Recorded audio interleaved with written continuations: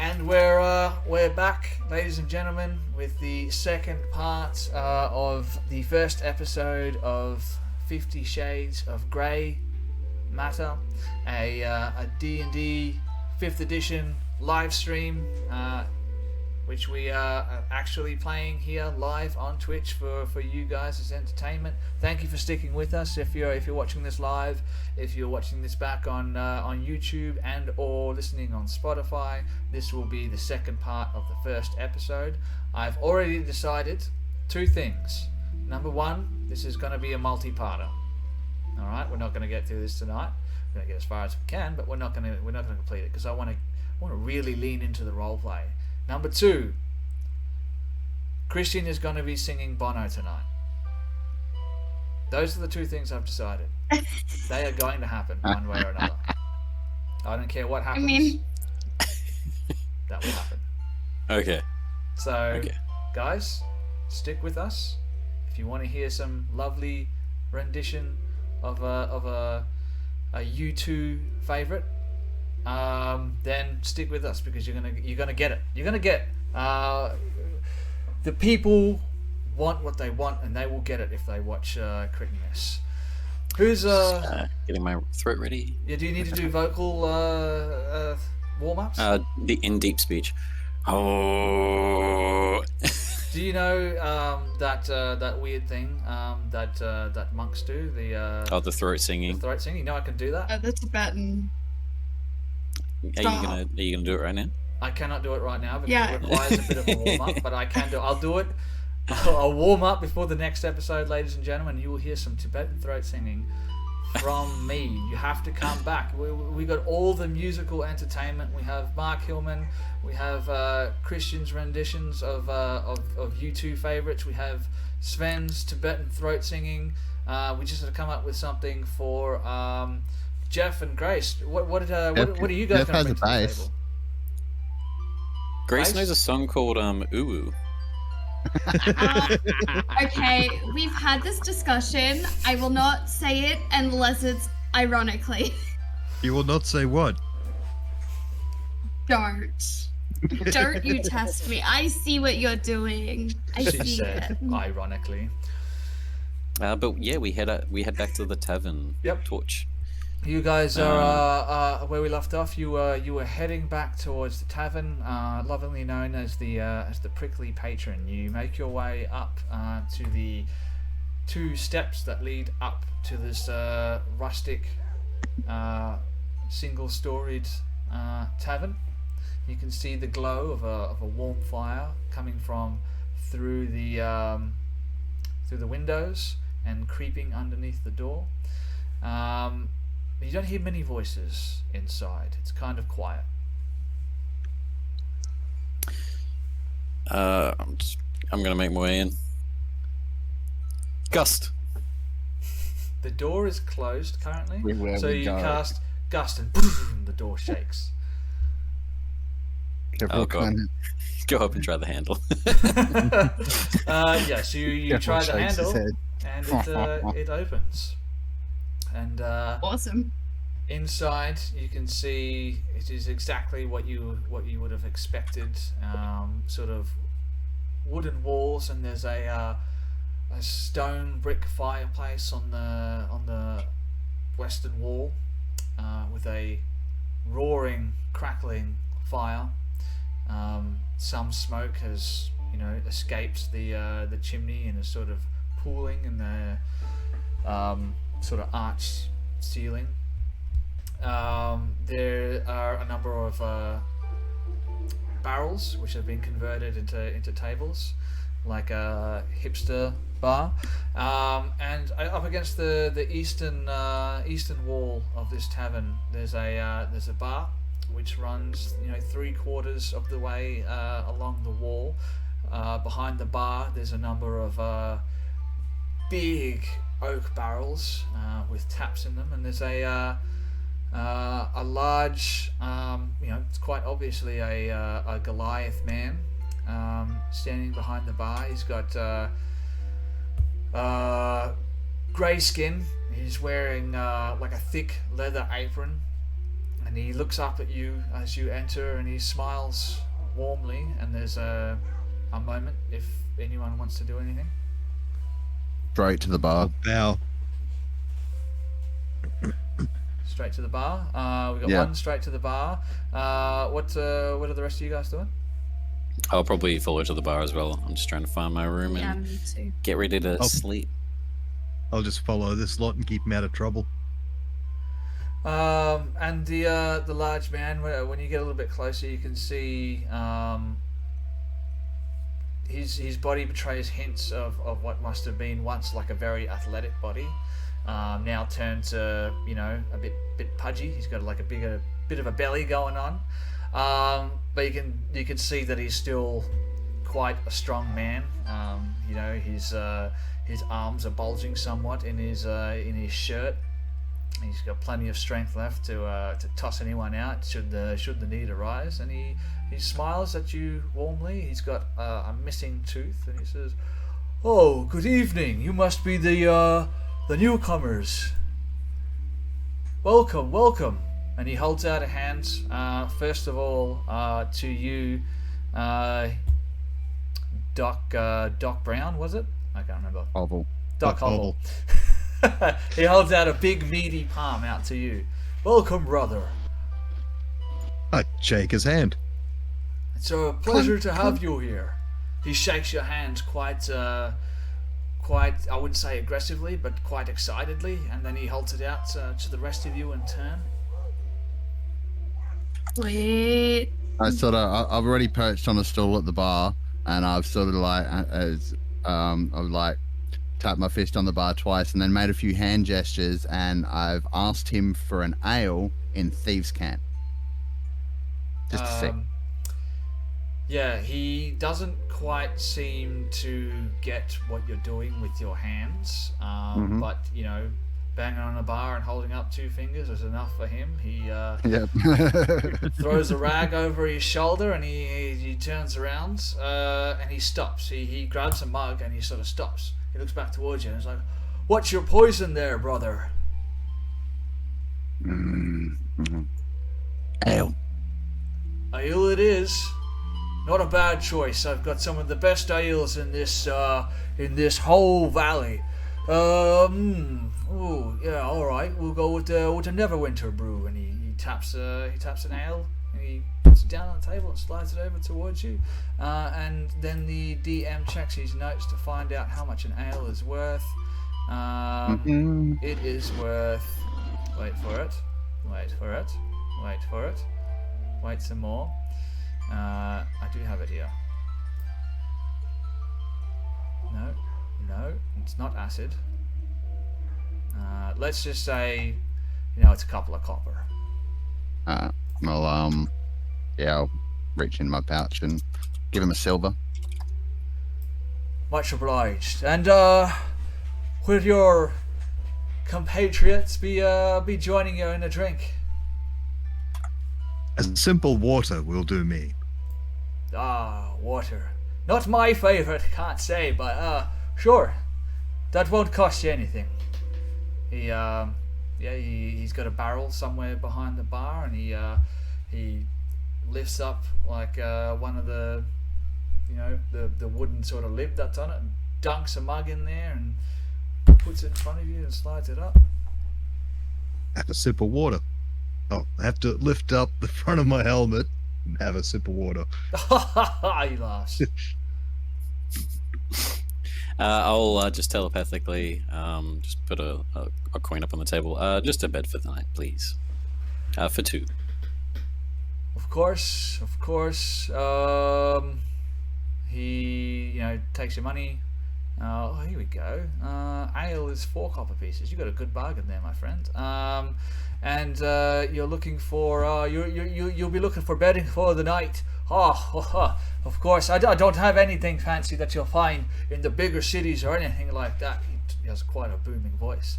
But I do have something I can put together for you. Of course, I do my best to keep it as clean as possible, but with hands like these, I'm quite clumsy. But sure, just make yourself comfortable. I'll put something together for you, and I'll be right back. And opens up the bar and he makes his way towards the back, and he's gone for a couple of minutes. There's only 2 other people at the bar, and they're sort of at a table in the far corner, just a couple of guys, noses in their tankards.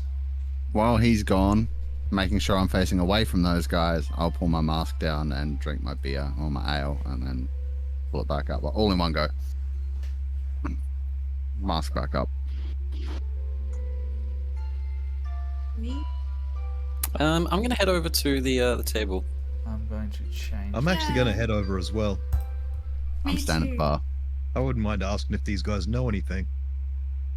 Actually, I don't have any ale left. I'm sort of going to look at it for a minute. Look at the empty bar and get up and follow those guys.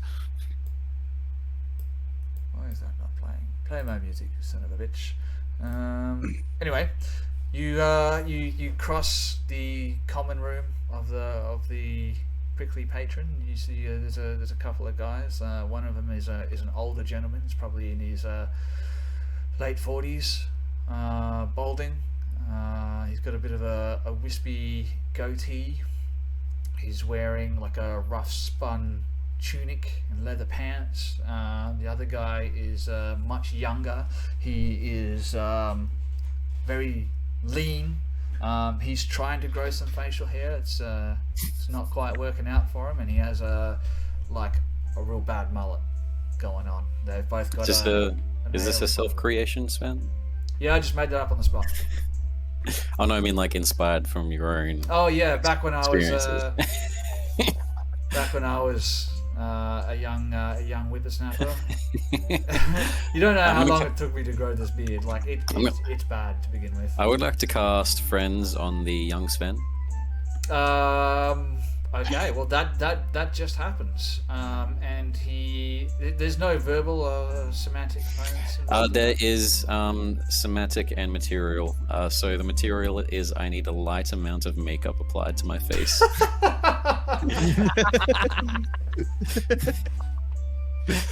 Oh my god, Kukalang just becomes more and more fabulous with every little bit of information that I learn about him. So what, you stop halfway there and you pull out a little pocket mirror and you're like... Yep, and my somatic is deep speech because I don't speak common, so I just go... and then make my way over. Very nice. Maybe that's why they get Ginger and the Dragonborn get along so well. They take trips to Sephora together. They spend hours just swatch testing and picking out lipstick. And you guys don't hear this, but Kukalan makes his way across the common room, stops to do his makeup, and has a little bit of what seems like a makeup-induced seizure, and the old man sort of leans over. None of you hear this. He's like, "Is that gay dragon coming over here?" I reckon I got pretty good hearing. You can roll a perception check if you want. I'm doing it. As I sit down, I'm going to telepathically to young Sven 17. Ask, do you know what's been plaguing the town? With my now advantaged persuasion because of my makeup. Okay. Roll a persuasion check then, I suppose. Everyone standing like back a bit, trying real hard not to laugh. And that was perception, not persuasion for the second one. Give me a sec. Let me roll it again. Oh, 16. 16. All right, that's enough. He looks towards you and he says, "Oh, well, it's I guess it's nice to meet new people. We don't get many new faces around here. Sure, take a seat. What have you heard? What did the sister tell you?" Again, just because this is always amazing, young Sven's friends don't know what the fuck's going on with the young Sven as well, because I spoke to him telepathically, so he's just replying back to me. So he's randomly just started asking these questions to me like he's initiated the conversation. So the older gentleman, the balding older gentleman with the goatee goes, He sits there. He looks at. I'm going to call him Sven. He looks at Sven. Looks It's back official. towards you. Looks towards his beer. He puts it down and he goes, "Nope, that's enough for me." He gets up and he starts to leave the tavern. So you're just left there with Sven. With Sven. Yep. She told us that people had gone missing from the southeast part of town. My friends and I went searching, and all we found was some cider and boot tracks from workers. Do you know if there's been any sort of rumors? Oh, he leads in close. He goes, you went there in the dark. Well, that's quite brave of you. You must be quite a warrior. But by the looks of you, it's surprising. But anyway, yes, of course. There's been people talking. Don't worry, Bono had my back. He looks behind you and he's like, which one's Bono? Oh, just there, and I'll point, and just so happen to be where Kovor is. Oh, he gives you a wave. He's like, "Hey, Bono, it's nice to meet you." Look, Chill my head, hold my arms. look, yeah. People have been talking. I work in one of the farms to the west, and people have been talking that Gathan was taken by a.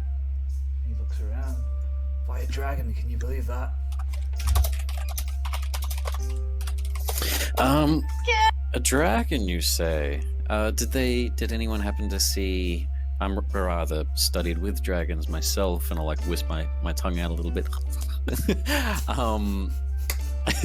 Things are getting intimate. Oh god, he is that day So dragon. much worse than I was expecting. You see Sven blush Do you heavily. know Do you know what color the dragon had? Did it have any sort of?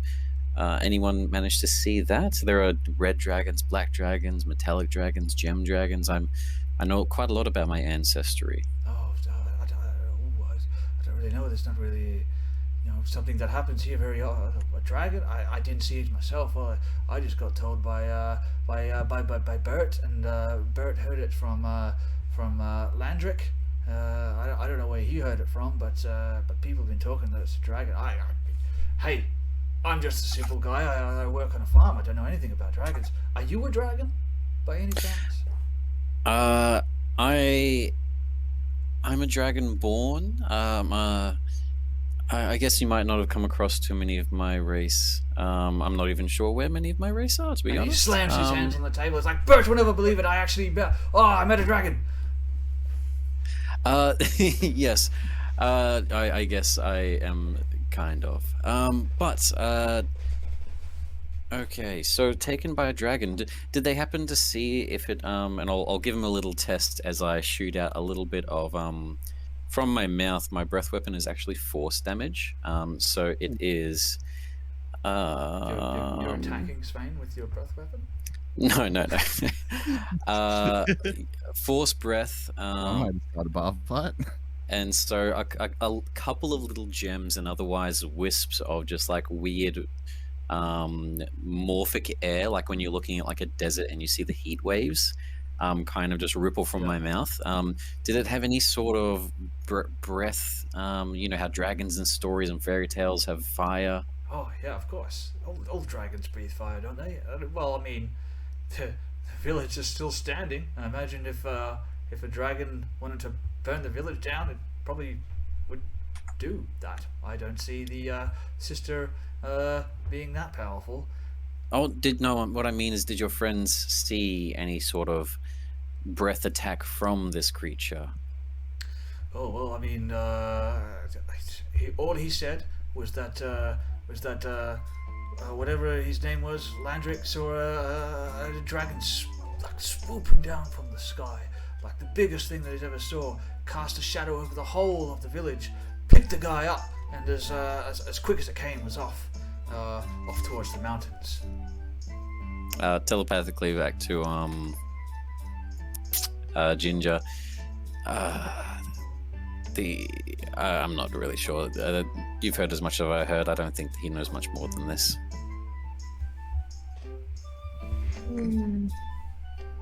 And Ginger sort of walks over and she's like, "Dragon?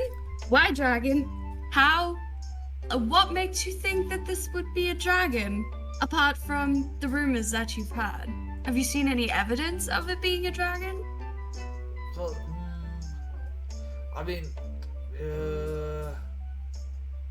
no. But I mean, this is the first time I've seen a dragon, man.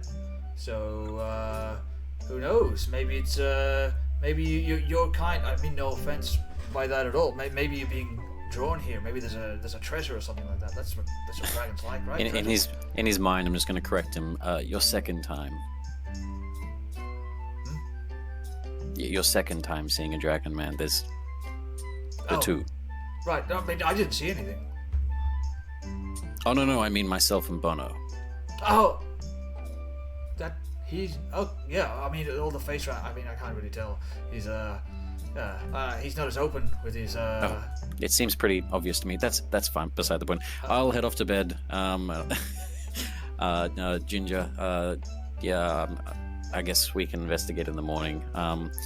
I am going to find the barkeep and just make some preparations for all of your bedrooms. And I'm going to head off so those three can do any other sort of chats about the town with him. You bump into this Goliath as he's sort of coming back from the rooms at the back. You obviously pay him 5 silver pieces for your lodging, and is there anything else that you guys wanted to do? More ale. Maybe a meal. More ale? I wasn't sure if they'd want to ask him stuff about like people in the town or religious things. Well, I was going to, but I think after witnessing that whole interaction, she's just about done. While they're all just getting their meals and stuff and I'm up in the bedrooms, I'm just going to use my last level 2 and all 3 of my level 3 spell slots and just cast Arcane Lock on the bedroom door of all of us. Okay. All right. So on the door, I can basically when you cast this spell to open the object, or it can be opened normally, you set a password that can be spoken within 5 feet of it that then suppresses the spell for 1 minute. Otherwise, it is unpassable until broken. Casting the knock spell suppresses it as well for 10 minutes. And the DC basically to force it open or lockpick it open is just increased by 10. So I'm going to do that. I'm going to head down quickly to the bar, telepathically say to each of you what the password is so no one else can hear it. So you guys know the password's going to be Bono. And I'm going to head up to my bedroom and then just do some writings in my little wizard book about life outside of the aberration planes and then go to sleep. Yeah. Okay. So the bartender, if the two of you guys are still there, he will actually pour you guys another drink for free, and he'll pour himself a drink and he'll hold it up. Clink, and he throws back that beer like it's nothing else. Everyone who is drinking, let's roll a. Ooh, I'm drinking, but cordial if he has it. Is it just us and the barkeep left in the bar now? You're still with them as well, aren't you, Ginger? Are you partaking in the drink? I mean, Well, Ginger's part of us. I'm talking. Is it just party and the barkeep? Yep. Yep. Cool. Ginger doesn't drink, so just because she's so small, but seeing everyone else with an ale, she was gonna say cordial, but then he just put a glass in front of her, and she's too polite to say no.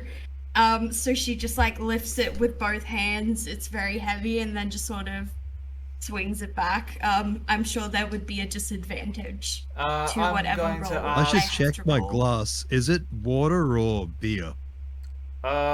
He's poured everyone an ale.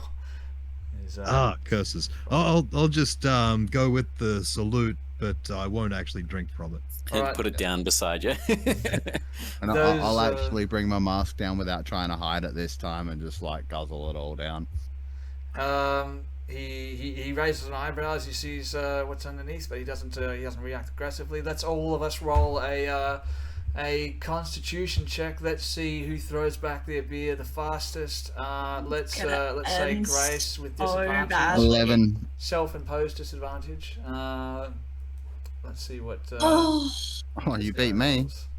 I rolled a nat 20 and a 14.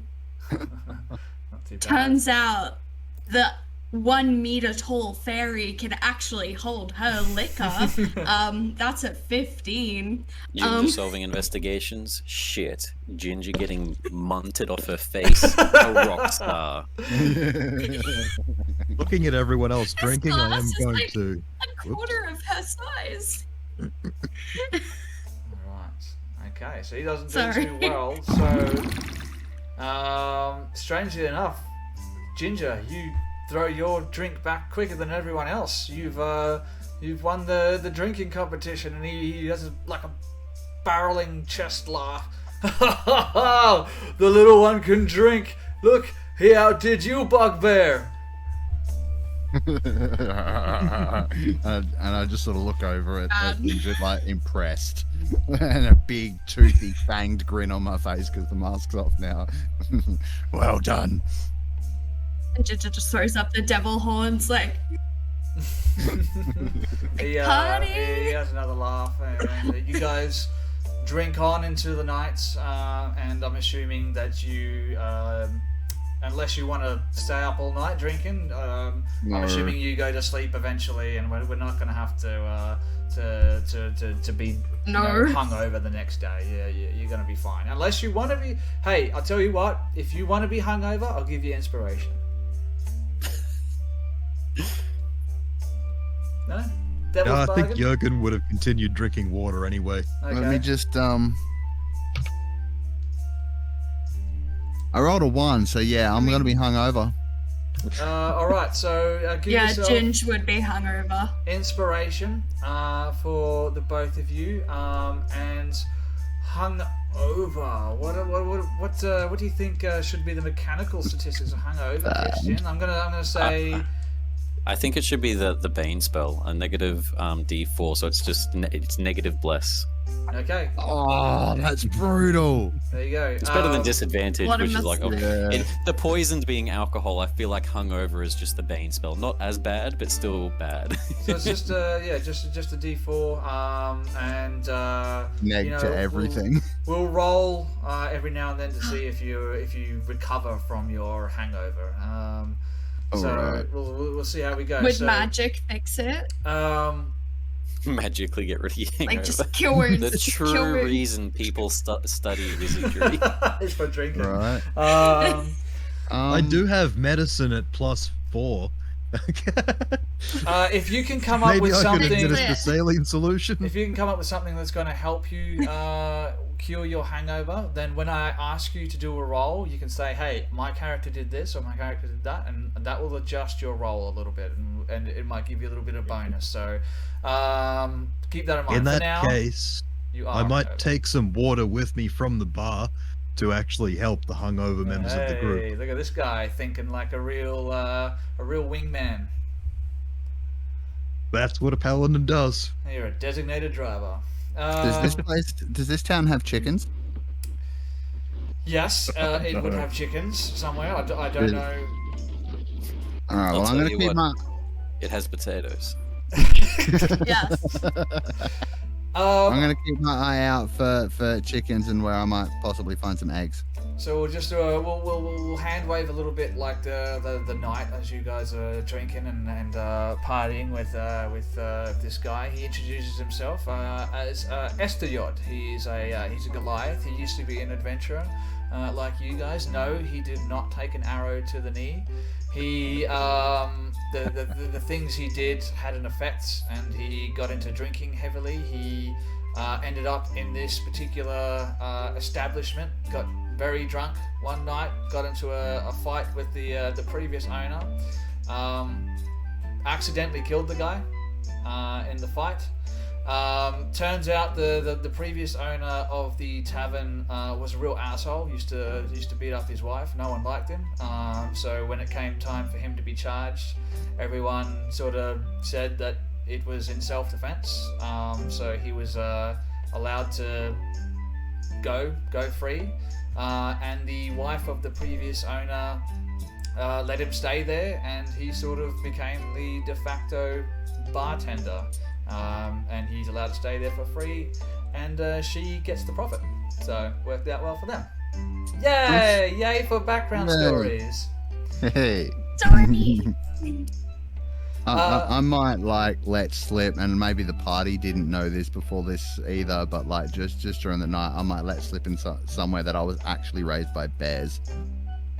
Oh right. I mean, he's probably fought your kind before, but he embraces you like you're a brother, and the fact that you were raised by bears doesn't bother him any. In fact, he likes that. He thinks that's really cool. Sweet. So let's move on. In the morning, the sun begins to rise. There were no attempts at opening the door from anyone, so the sun rises. Roll. Not that they could have. Not that they could have. Oh, if they did try. Oh! Now I feel like making someone try, but no, let's not do that.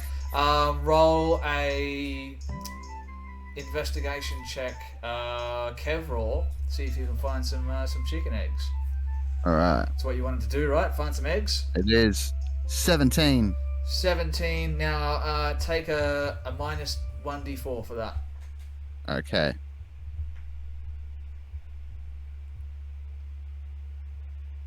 -3, so 14. So 14, still enough. Chickens aren't hard to find in a rural setting. You follow the sound of a rooster cawing. Is that what roosters do? They caw.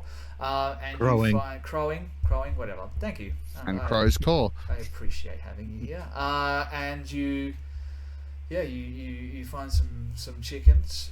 They're sort of in an enclosed sort of area behind a barn.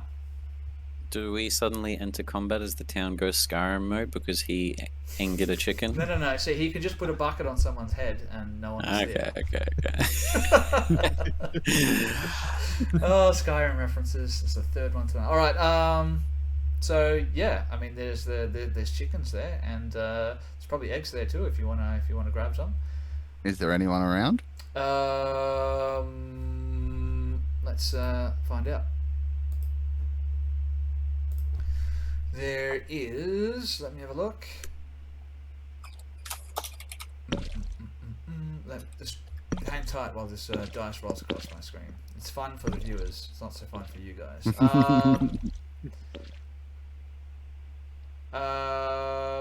Yes, there are a couple of people around.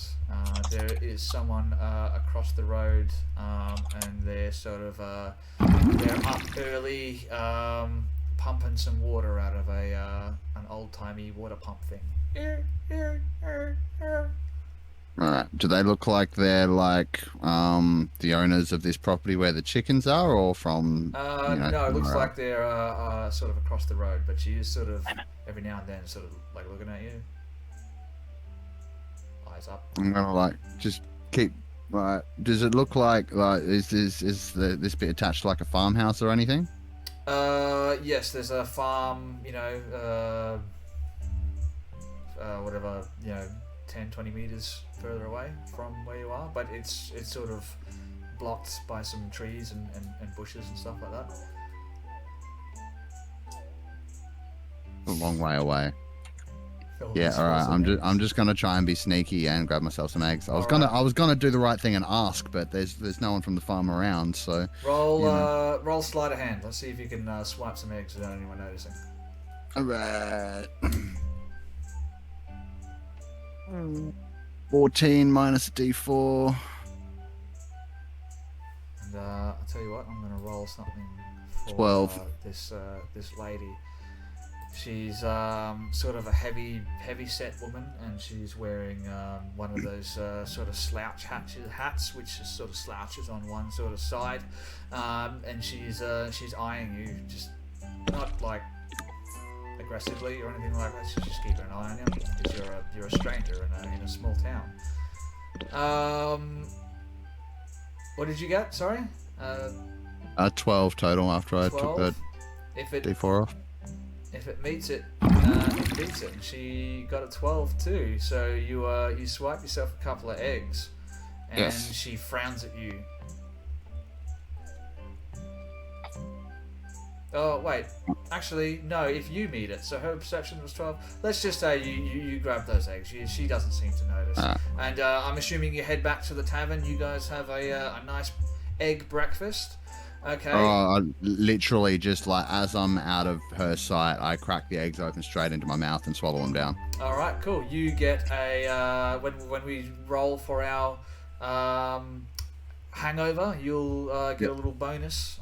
So I'll add a bonus to right hangover.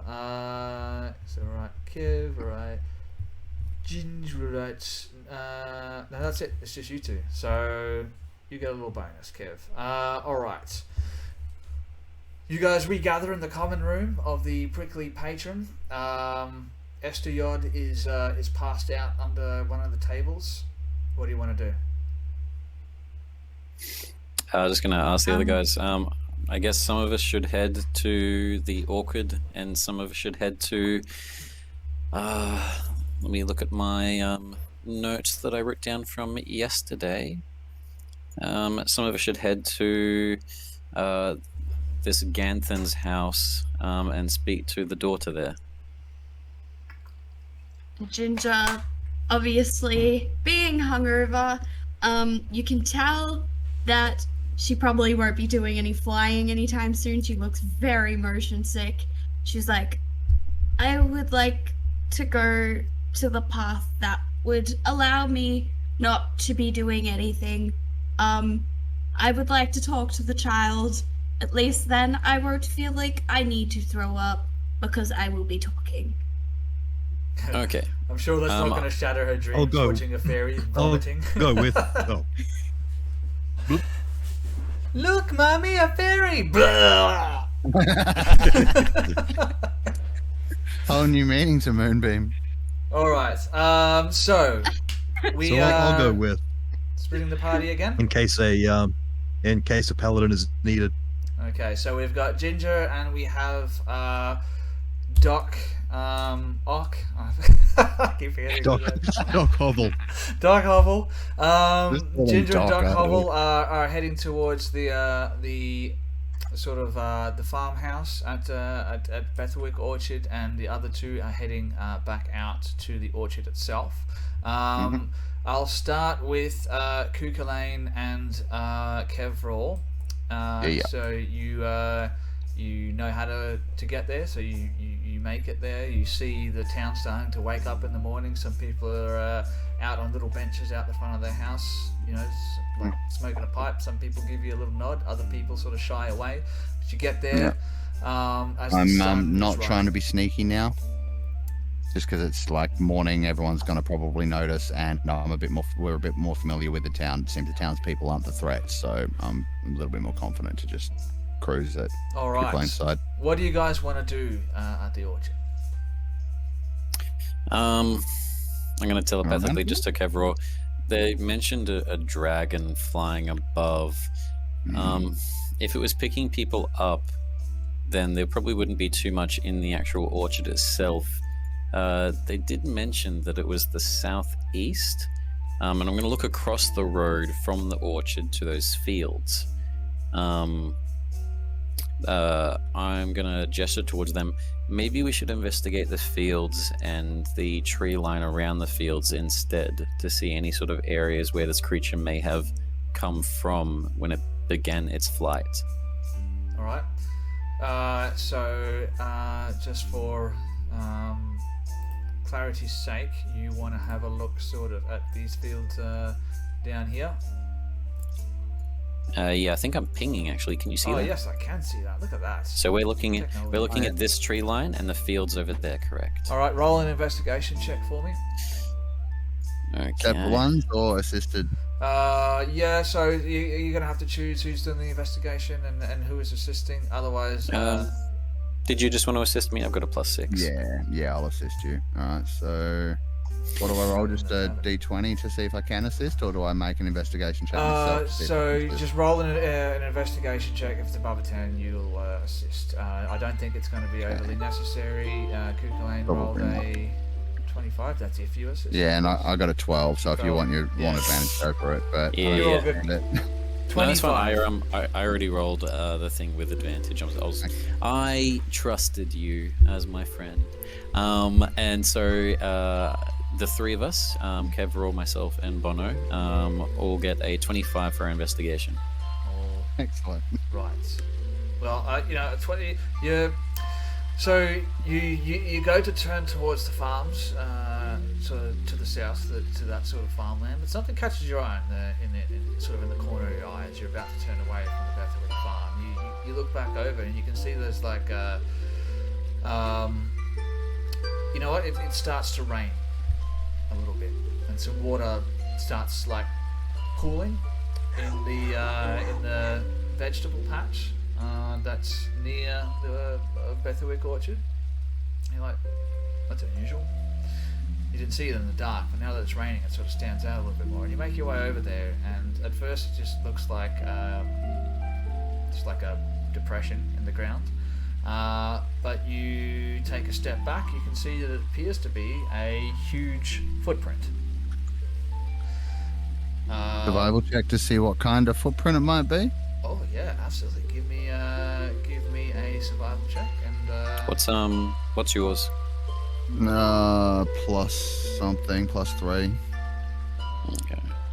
You got a 19, which is pretty insane. We'll both just do yeah, separate ones. but- I've got a +5. yeah, roll. I got a neg my d4, so I only got 15. Oh, well, I got a 19 on a flat roll, so I got 14 +5. So 19, I think, is our highest. So just trying to survival check, trying to see. I guess from where our point of view is, we're not so more just like looking like what animal is this. We're trying to see is this a dragon? Yeah. Okay. Clearly not a dragon. Clearly humanoid, but big, bigger than say Jurgen is. Bigger than that, heavier than Okay. that, large humanoid. So like creation. a 9 to 11 foot footprint almost. Yeah, something like that. Yeah, Okay. and heavy, like it's quite deep, which is probably why you didn't notice it before. It just looked like a. What you depression in think? the ground. Just because they mentioned dragons, the main thing that Cooklin is just quickly looking for as he looks at the footprint is claw marks or just toes. Toes. Okay. Just toes, and with a 19, I can actually I can give you a little bit more information. But before we do that, I'm actually gonna switch scenes. We're gonna go to the other two. You make your way up towards this cottage, for lack of a better term, and you reach the door. You're standing in front of it. What do you want to do? Before they go in, Ginger takes out the healing potion and she like blocks her nose and she swigs it, hoping that'll like fix the hangover. Okay, take that healing potion out of your inventory, and that's going to give you a really good bonus to your hangover roll. Awesome. Okay, and she turns to Doc and she's like, I feel slightly less nauseous. Let's go speak to a child. Let's do it. All right, what do you do? So Well. Ginger just knocks on the door gently. And announces, I Gingerly? would like to speak to a child. Ginger. Do you have any Yeah, children? she's like, I'm here for your child. You go to knock on the door, and it's really awkward because just as you go to knock on the door actually opens up, and you see the woman that you saw earlier in the church with the small child. She's standing right behind the door. She's like, oh, it's you. Oh, you gave me such a... What are you doing? Good evening. Good morning, sorry. Good morning. We are actually investigating the attack from the other night, and we'd like to see if your daughter could maybe help us out at all. She looks towards you yet again, and looks you over, and she looks over Ginger as well, and she says, "Oh no, I'm sorry, I'm afraid not. She's had such a fright. She's scared. I just don't want to talk about it anymore. Please, my husband's gone. My husband's gone missing. Just leave us be." Well, Ginger just... Oh, sorry, you go. I'm terribly sorry to hear that. It's just that any assistance that you could give us will actually help us track down this beast. And let's see if I've got some kind of persuasion thing here. Yeah, if you got a persuasion thing. Do have a +5 on persuasion, so I'm going to try that. Yes, I will allow it. And you're not hungover. 16, including my modifier. 16. All right. Yeah, no, I'll say that's good enough. He says, "All right then, I'll allow it, but I'll be keeping my eye on you. If you scare my young Lynn, I'm gonna have to ask you to leave. She's such a fragile little thing." I promise we'll be kind and gentle as possible. Lynn, dear. And the little girl sort of pokes her head around the corner. She's still clutching the little doll that she had earlier. "Lynn, these people would like to talk to you." She shakes her head. She's looking towards you, Jurgen. Okay. "Lynn, please. Can I don't be cast rude." Calm Emotions? Oh, yeah. Talk to me about calm emotions. I was just reading it before, and now it's not opening up on me. God damn it! But it's Classic. it's a Charisma save. Yep. Charisma saving throw, or that's really. All right. Here we go. I attempt to suppress strong emotions in a group of people. Each humanoid in a 20-foot radius sphere centered on a point you choose within range must make a charisma saving throw. A creature can choose to fail this saving throw if it wishes. If a creature fails its saving throw, choose one of the following effects. You can suppress any effect causing the target to be charmed or frightened. When this spell ends, any suppressed effect resumes, provided that this duration has not expired in the meantime. All right. Alternatively, you can make a target indifferent about a creature, but I don't think we need that. Okay, you make her indifferent about No,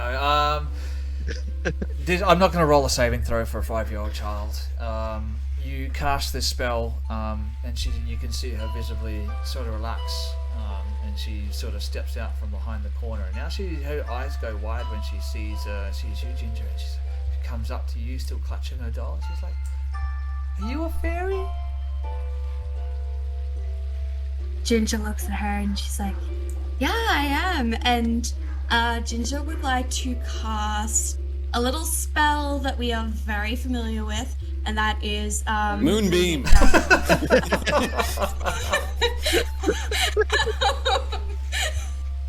No, I'd like to cast Summon Beast, but in this case, it is just going to be a very floppy, little friendly little bunny. It's just a small beast, basically. I'm getting real Predator vibes here. come to my van. I have a puppy in there. No, it's just like a cute little bunny. I get to call for a bestial spirit. It manifests in unoccupied space that I can see within range. Basically works the same as our little friend Barry White from Among Shadows and Stone. Yep. But this one is basically just a manifestation of like nature.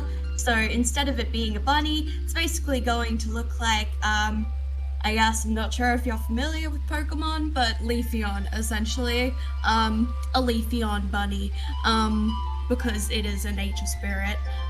So she just summons this cute little bunny, and she like hands it over. She's like, "Would it be alright if we had a little chat about the other night?" And she drops her little doll, little rustic bear. She's like, oh, it's so cute. Mommy, can we keep it? No. Oh, Lynn. Sorry. Please, just if you have something to ask her, please do it. Please do it quickly. Can you tell us about the thing you saw the other night? Oh, you mean the one that took me down? That's the one. Oh. Her eyes are somewhat downcast, but she sees the bunny and she sort of perks up again. She's like, yeah, I was playing in the orchard, and my dad was working, and I just heard him. He just suddenly yelled. He told me to run, and I looked up, and it was the biggest man I've ever seen. His grey skin, and he was bald, and he burst out of the trees, and he ran up, and he took me down, and he ran off as quickly as he came, and I just ran, and I hid, and it's not coming to get me too, is it? And Ginger No. instantly hugs her and like gives her a bit of a pat on her shoulder, and she's like, I know it can be very, very scary, but we're gonna protect you and everything's gonna be okay. Can you find me, Dad? Can you bring her back, please? I know he's really smelly sometimes, but I love me, Dad. If your dad's out there, we will find him. Did you see which way the monster went? Oh, yeah. Come with me. She takes you by the hand, and she leads you towards the back of the house, and she pulls open a curtain, and she's like, it went that way, and she points up towards the northeast eastern road, I think we have a lead. leading in towards the forest. And I will now go back to the other two. You guys, with your survival check, you find that the tracks are leading up to the northeast in the same direction that the little girl just pointed. I need Kevraw and Ginger to roll a d6. Kevraw, if you get a 1 or a 2, you're cured of your hangover. And Ginger, if you get a 1, 2, or a 3, you're cured of your hangover. Here we go. 3, baby. Your hangover, comes to an end. And Kevraw, unfortunately, your hangover does not. But for the next roll, you will get another little bonus. So you're not hungover, Ginger. Kevraw, you are still feeling a little bit queasy. Now what happens? Good question. I guess once we found our tracks, Kevraw, we'd probably start heading back to the group.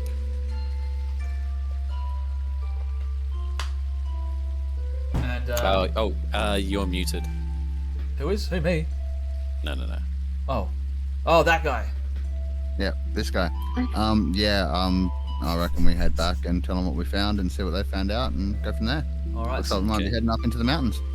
Once again, you guys you meet in the middle, and you relay this information between you.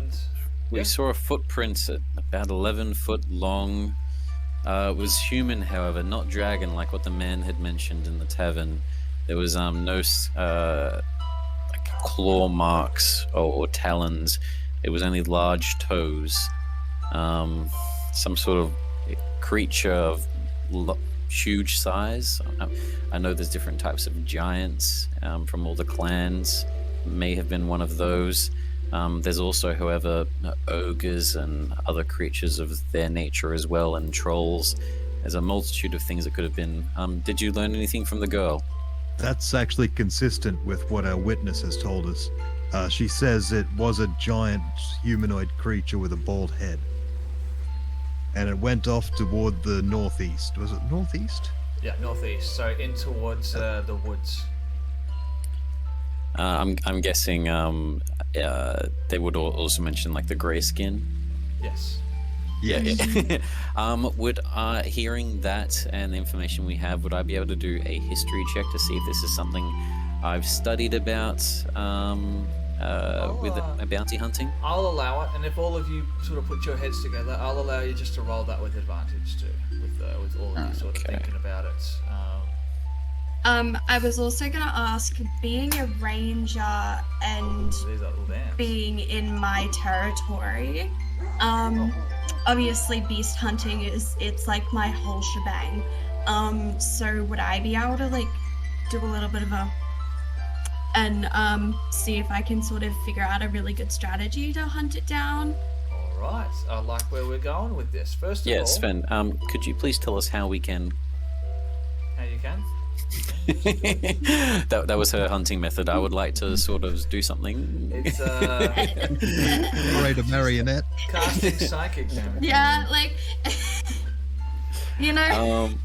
We got a it was a 23 23 on the For the- history Oh, wow. check. So we'll for the history. you guys sort of gather around, sort of like in a circle, as it were, and you start, bouncing information back and forth between you guys. And Jurgen, maybe you're the one that actually brings this up, since you're the most closely related. Grey skin, bald head, kind of sounds like you're dealing with a stone giant.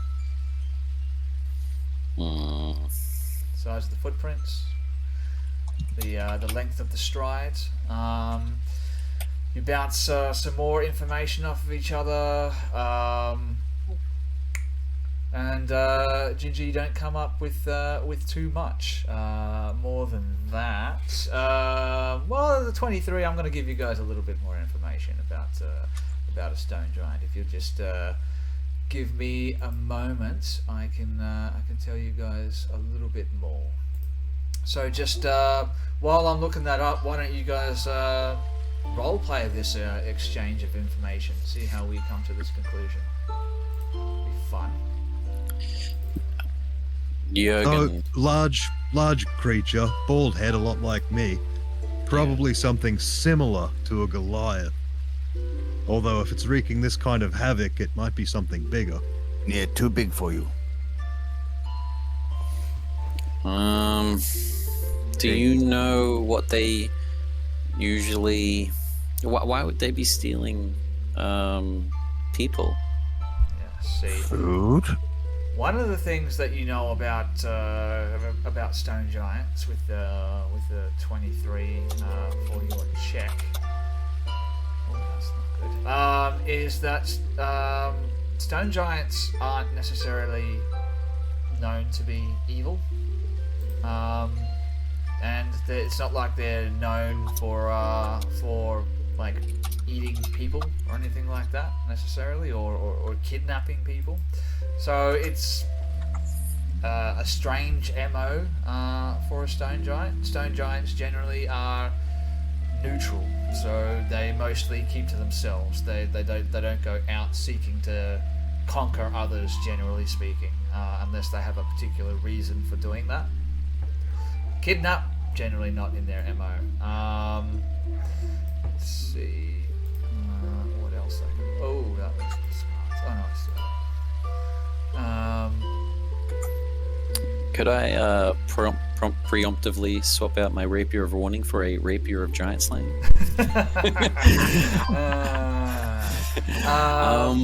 So, Okay, as we're role playing it, okay. Well, if What they're if we like don't... Oh, if they're like your people and they're living up in the mountains, would they be on top of the mountain or inside the mountain? I should know that. Goliaths a and little- stone giants. a live little bit voice differently, inside though. your head says, generally speaking, stone giants are isolationist and secluded inside stone sort of homes, inside of mountains and that kind of thing. And with the 23, I'll tell you that they generally appreciate great artistry. Okay. Yes, I mean, in perhaps they particular can be stone reasoned with. After all, I'm sure there are extenuating circumstances Well, that document help perhaps them. could have caused this. Yeah. I do speak giant, so perhaps I could go talk to him.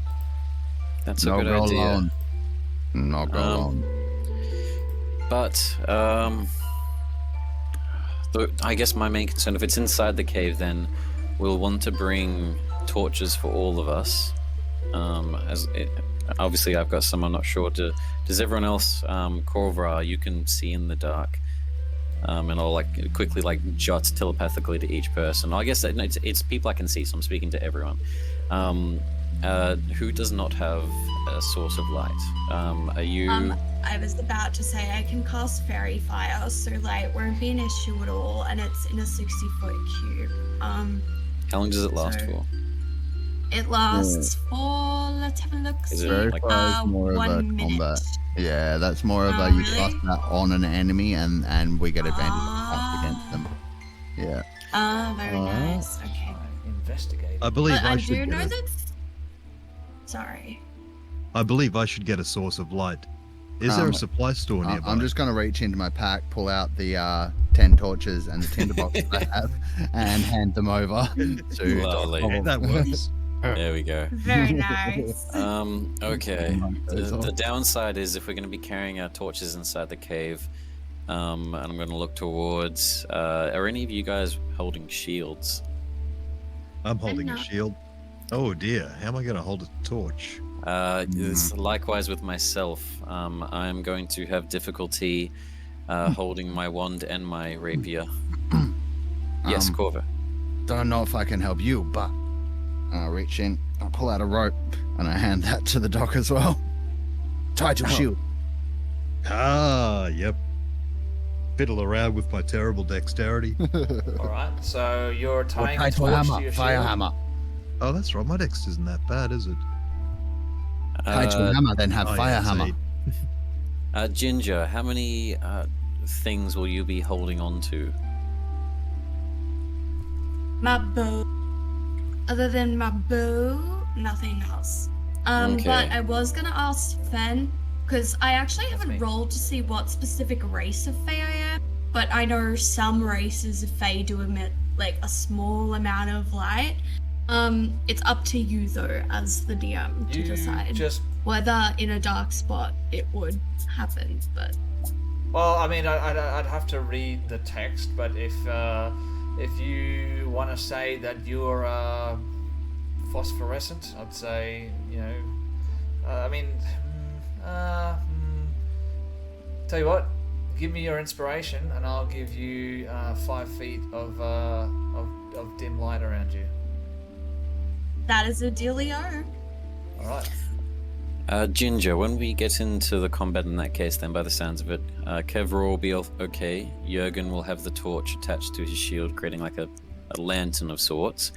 Would you be able to use your light spell on me in that case? You can hide in the darkness and shoot at whatever I'm close to, because I'll be up close and personal as I kind of point down towards my rapier, because I'll need both hands free as I hold up the wand and the rapier. That's Okay. not a problem at all. As long as I get a nice little place where I can sit and snipe, I don't mind at all. Lovely. I So- think we have a set plan then. Can I clarify, Jurgen, did you tie your torch to your shield? I believe I should, yes. Okay. Not right now, but that is the plan I think we're going for. All right, I'll just write that down. Shield Yeah, or we've to done it your down. hammer? Added on fire damage. Flaming hammer. When we're talking about the stuff and Jurgen mentions their love for artistry, I'm going to mention to anyone, is there anyone that's learnt any trades in their lifetime? Any tools that you're proficient in? I do not have any. I grew up in a very barren wasteland. Ginger has proficiency in wood carving Oh my because god, are we going to see wood carving I coming like in to think handy? ahead. I reach into a pouch and pull out some dice and roll them in my hand. It's like, that's a game. Lovely. Jurgen, anything for yourself, my friend? Well, I could just speak to him in my giant's tongue, and I can also detect whether I should be able to use divine sense and detect good and evil around, and if he's evil, then I'll detect him that way, won't I? Okay, no, that sounds good. Well, I guess before we head out, we should give Ginger some time to craft something of good quality and see if we can barter with the giant before we engage in combat. How does that sound for everyone? That sounds fair. All right. Let's do it. Let's. I think I need a roll to see how high a quality this is. First of all, let's establish what we're going to be using to do this. What role for wood carving? Wouldn't it be a dex-based roll with proficiency added because of wood carver skills? Her tools and her proficiency with it. So yeah, I'd say roll a. Why don't you tell me what you think works, Grace, for wood carving? And pick your skill that's the highest, Grace. Pick your skill that's the highest, even if it's persuasion. Talk the wood statue into looking good. I was gonna say Dex. I do have a +3 to Dex, but having played a ranger before, I would say, because I've used it to carve arrows in the past, and that was a Dex. To make arrows, obviously you need to be quite dexterous. And I would say, since I'm proficient in it, that would be a +3. All right. I reckon just Dex +3. So it'll be roll a d20, add your dexterity modifier and your proficiency modifier to that roll, and we'll find out how good this wood carving is. Before you do that, though, tell me what are you carving? 20. So I rolled a 24. Okay. Ooh. She sort of looks up at everyone before she sort of hits the chisel to the piece of wood. She's like, any requests? Could you please do Bono? And she's like, just metagaming. You should do you should do that lady from the church that you looked at in the stencil. oh, yes, that would be really cute. But yes, she's I like, do ask for Bono, as I gesture to nothing. Very good request, dear friend, but I think I'll pick something more articulate. And she sort of like doesn't want to offend him, so she's sort of like hiding it and chiseling away. I turn to the left. I'd say this is going to take... Also, I forgot to mention, she speaks deep speech, so she can understand everything you're saying. Oh, no. Interesting. I basically spoke to myself, just saying, I'm sorry. I tried. I know that you wanted that. She feels really bad. I'll tell you what, making a carving of this quality is going to take a little bit of time. Roll a d6 for me, Mark. See if Kevror, his hangover is cured in the intervening time. I rolled another 6. Nope, you're still hungover. Oh my God, what did you drink last night? Your breath. Well, horrible. I mixed my drinks. That was the problem. I had wine at the start. You drank the bar. Then cider at the farm, and then all the ale at the bar. All right. So bad news is you're still hungover. Good news is the next roll becomes a little bit easier. I'm gonna roll another 6. A couple of hours pass as your good friend Ginger spends the time carving this just fantastic replica of the stained glass window. I'm going to spend the... Sorry. In flowing robes, holding a scythe in one hand and an apple in the other hand. You can even see her facial features right down to her eyeballs. That's how lovely this little carving is. And what were you going to say? I'm going to spend that whole 2 hours trying to get Kukulane to play dice with me. You probably wouldn't have to try. I'm keen to join. Right. I'm even going to ask. I'll pull up another seat. Bono will join as well. Excellent. Okay. Excellent. So we'll sit and play dice for a couple of hours. I forget how the dice. Are you guys going to bet something on this? I mean, we can. Yeah, let's go for it. Let's gamble. Yeah, all right. We've been I got a drinking. gold piece that says I beat both you and Bono. We've had theft, drinking, and now let's get gambling out of the way before we do wanton violence. Okay, all so right. we're just gonna do rollies. Okay. Roll. I'll tell you what. Well, let's do it this way. Mark, we'll start with you. I want you to roll. Roll a d6. We're gonna play a game of 21. Roll a d6. Roll a d6. Yep. I got a 3. All right. You got a 3. Christian, roll a d6. So we got a 3. 4. We got a 4. All right, Mark. Do you want to roll again? I'm assuming you do. You want to get as close to 21 as you can. Yes. Yes. All right, roll again. 4, so I'm at 7. 4. So yes, 7. All right, Christian. Way ahead of you. 5, so I'm at 9. 9. Mark. 11. 4, so I'm at 11. Christian. 2, so I'm at 11. 11. Oh, we're neck and neck, ladies and gentlemen. Neck. No. I wish we could do live betting on my live stream, 16. but we can't do that yet. 16. Christian. 2, so 13. 13. All right, Alright. let's slow it down. Mark, I'm gonna what do go you one got? more. Fuck, I bust. 22. 22. All right. Okay, no worries. I'm gonna need. Oh well, no, that's it. That's the end of the game, ladies and gentlemen. Christian, you are the winner. What did he win, Mark? A gold piece. I Gold said I had a piece? gold up. Yeah. Add a Oh gold no, piece. you won! Oh my god! Cheers. And so I literally I flicked the gold piece to the space where I think Bono is, probably not at all where he actually is. I'm not gonna grab the gold piece or add it to my inventory, as I kind of just nod, and in my insane head, Bono caught it and put it in his pocket. Man, Bono. Oh my god. I feel like I need a slight handshake from Bono to see And if so he I'll does it. retrieve it when you're not looking. That was all pointless. It is not pointless. It That is was for our entertainment, interaction. and I am easily Exactly. entertained. Loved it. All Or I right. just slide a hand to retrieve the gold piece without him noticing. Yeah. Okay. Go for it. My past perception 11. is a 12. Oh! You see it. You see him pick something up. What do you want to do? I'll probably, it's because I saw Bono catch it. I just see him pick up one. In your mind, we're like, It does I not guess compute. what goes around comes around. You just Hey. found some money. Lovely. I don't know who would leave a gold on the ground. Behind my pouch. And So start getting everything ready. blessing, ladies and gentlemen. There's just gold pieces lying around all over the place. All right. So in the intervening time, you guys you continue to play some cards.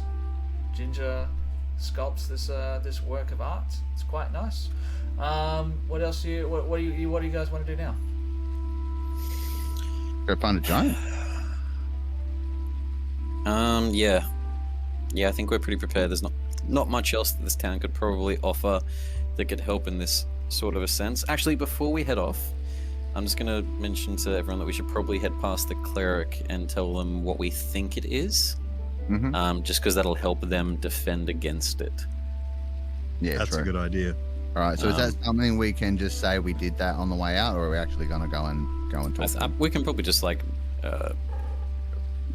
bloody Eye of the Tiger it and just pretend that we did. 80s training yeah. montage. The main info that I'd want to give to her is just that we think that it's a giant clan. We think that it's in particular a stone giant. Tell them a little bit we know about artistry, but also the fact that this isn't how they usually act. And that with the city itself, with a stone giant, buildings and whatnot probably aren't going to be enough to keep it away. So probably having some watchers and maybe even having everyone bring their beds into the church, while we go up in the mountains just for tonight. And she'll heed your advice. She'll make sure that the word goes around town that everyone should take shelter in the church. And she thanks you for your advice, and she thanks you for for your work and what you're doing. As we leave, I'm going to tell her telepathically, so none of the other populace and people hear it, the password for the church front door, as I'm going to cast the lock spell on it. So breaking it down will create a 10 higher DC as like magic actually shimmers over it. So I'll use one of my level 2 spell slots. All right, cool. What is So- the password? Password's gonna be Bono. Bono again. Okay, I should have guessed. He's my best friend. He's my best friend. That happens. No, but Hand wave that. instead of Bono, it's OB like 0N0, so that he's not reusing the same password. But yeah, so if the Stone Giant or anything does try to come and break it down, it'll be 10 higher on the strength DC basically. But I'll do that. She can obviously still open and close that door throughout the day because she knows the password, and let all the people in as they bring their beds in. I'll just leave it. I leave it open during the day, and then at night I'll lock it up and make sure that the people who are staying here are safe. I guess while we're there, she might also just quickly notice the little statue that Ginger's made. Oh, I've noticed that little statue that you made there. That's quite nice. Oh, it's a almost perfect replica of our stained glass window. Oh, it's wonderful. Did you make that? I was very inspired. I thought the art was very interesting, and if we were giving a gift to the giant, I thought, why not a peace offering from the town in the form of your deity? Well, I'll tell you what. If the giant doesn't take it and you make it back in one piece, I'd take it off your hands. It'd make a nice centerpiece on the altar here. And I guess we make our way towards the mountains for the second part of this journey. All right. To Yes. see what's happening. Close that because my phone's about to die. Right. So you guys head through the forest road. You can see the Greyskull Mountains looming ahead of you. After about 2 hours of passage through like verdant forests, the ground begins to slope upwards, and before you, the peaks of the Greyskull Mountains loom ahead. Another 2 hours of uphill travel pass. Gentle snowflakes begin to drift down, falling through the canopy. The canopy begins to thin, and the ground takes on a shimmering layer of pristine snow. With a slight crunch beneath your feet, you press onwards, and before long the forest begins to give way to a rocky incline. In the clearing ahead, you can hear the sound of a deep and guttural voice. But before we get into that, let's get another hangover roll from overall. Another 6. See how we go. A hell of a hangover. 4. 4. Have I got it right here? So you get that one. You need another one. I did a Yeah. 2 the first time. This is my third roll. This is your third roll. So 1, 2, 3. Okay. Yep. You're good. Hangover gone. Yeah. All righty then. You can hear this Oh, deep didn't mean to do that. Wrong button. guttural voice sort of echoing from the rocky hills up ahead. Question for Jürgen. Is this voice speaking giant? Good question. Is this voice speaking giant? Wow, that's a good question, Jürgen. Yes, the voice is speaking giant, and it's saying something Yep. along the lines of, "Oh, Wally, it's getting cold out here. I wish I could go back and be with my brother." Now he makes Right. me feel bad about murdering him. We Oh, you haven't murdered murdered him. yet, though. I brought him a statue. There you go, and I'm gonna chuck you guys up on the map, give you a little bit of area where you guys can start this little Right. encounter off. So, Ginge can help. No one's dying right now. all right, so We are going to come to a peaceful resolution. that lady, that How tall guy, are these trees? and Duck Hovel. The trees. What's a normal height for a tree? Oh, Anyway, like tree is it? 25 to 30 feet usually. They're pretty insane. I was gonna say 30 feet. Yeah, so 30 feet. Trees are 30 feet Oh. ish. Oh,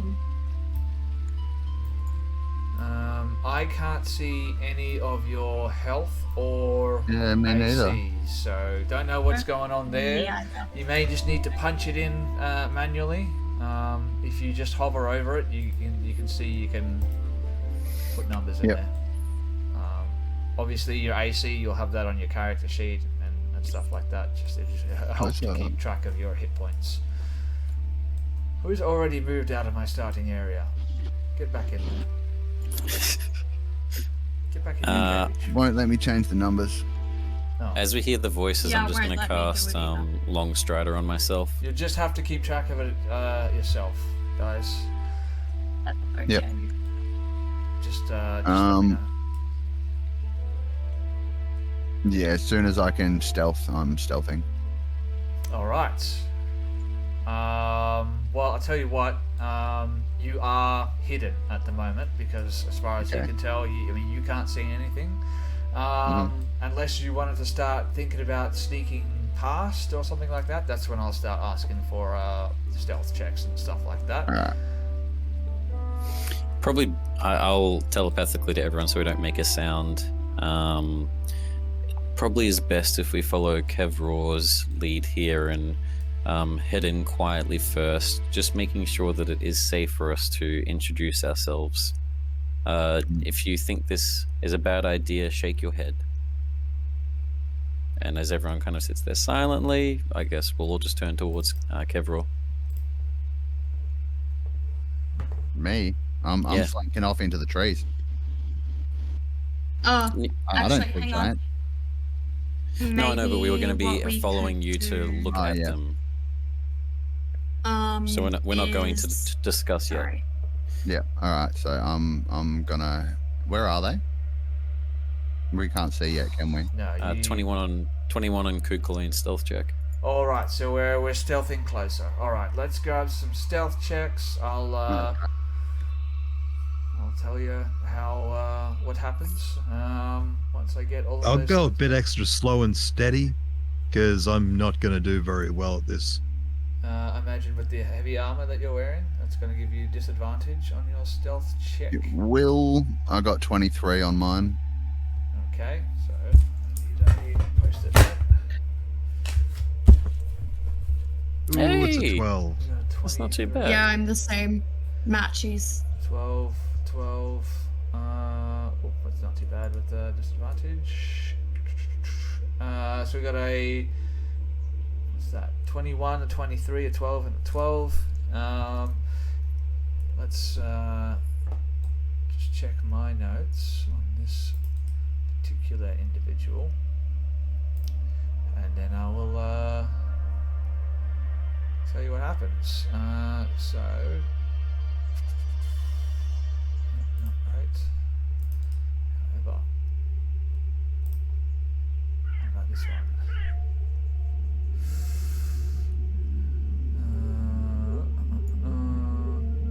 It usually has it written down, doesn't it? But it's not written down here, so. At least the two people that sort of bungled their stealth check are the ones that are going to need to be seen by the giant anyway. So, like, I'll just It's take sort this of as a group stealth check. Those of you who are more proficient with stealth, you can help the others along a little bit and give them a little bit of a boost. And you guys are stealthy enough to creep a little bit closer, and I'll just reveal the rest of the map to you so you can see what I see. Reveal all. There you go. What you see, standing in the middle of the path leading up into the Greyskull Mountains, is a huge humanoid. He's he's got like dirty white sort of skin. He's got a big pot belly. In fact, why don't I just chuck that on the game log for you guys to check out? He's like wearing a loincloth. He's got a bit of a slack jaw going on, a receding hairline, and he's sort of Yeah. just What are sitting, you doing, Sven? sitting on the ground, just sort of playing with some rocks while he's sitting there. But the other thing that you notice is standing up on top of a 10-foot high cliff face is a massive wolf, one of the biggest wolves you've probably ever seen. Funnily enough, I actually think that this is part of your guys' backstory, if I remember correctly. A direwolf was involved? Several shoot. direwolves, yeah, with the Several- white stag. Several direwolves. So you recognize this straight away. This is a dire wolf, and it's sort of like lying down on top of this cliff face with its head sort of resting on its paws. As we get within sight, I'm going to turn back towards As soon as I see it, I'm sorry. Jurgen, and I'm just going to telepathically nod if this is correct. I'm going to say this to everyone so everyone can hear this kind of dialogue. Nod if that is a stone giant as I look towards the one down the path. Looks like a stone giant to me. Does it though? Not grey. Oh, thank Not you great. for the follow, No, Thon that's- Zared. Oh, my bad. That's yeah. He said like kind of like white creamy skin, like a human. Ah, right. Then that's not a stone giant. I'm going to actually use my divine sense. I get 3 uses of that per long rest. And I'm just like pulling my crossbow out and training it on the direwolf from in the trees there. So Not firing, just ready. if Alright. I'm reading this as an action, I can detect good and evil until end of my next turn. I can sense anything affected by a hallowed spell or know the location of any celestial, fiend, undead. Now that won't be too useful, but It'll tell us if the thing is good or evil, which is what we need to know. true.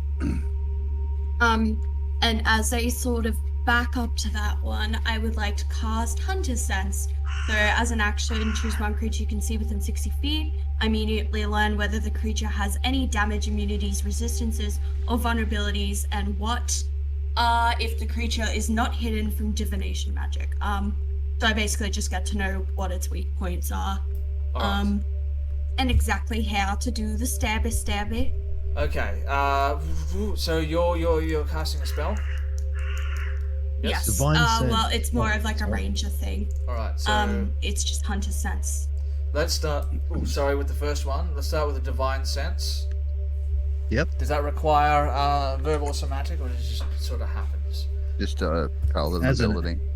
It doesn't say anything about any gestures, just says as an action you can detect good and evil. Yeah, both of And these for then the both of rest. them seem to just be feats of their Okay. subclass, Cool, cool, so they're cool. not really neat.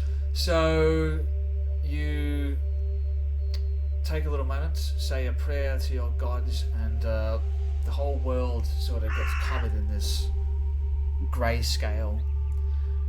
And the figure that you see, the large giant humanoid in the middle of the pathway, begins to glow like a orangey red color, indicating that he is evil. It's sort of like oscillating, strangely enough. Hmm. So I don't think we'll be able to reason with this one. I'd like to try, regardless.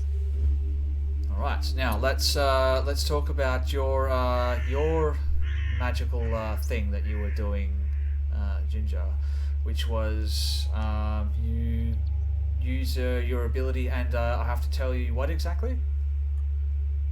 So I basically discern how to best hurt it. Okay. I can choose a creature I see. I immediately learn whether the creature has any damage, immunities, resistances, or vulnerabilities in general, and exactly what they are. Unless the creature's hidden by divination magic. Yeah. All right. The creature is not hidden by divination magic. This is a hill giant. You know, it doesn't have any supernatural resistances or immunities.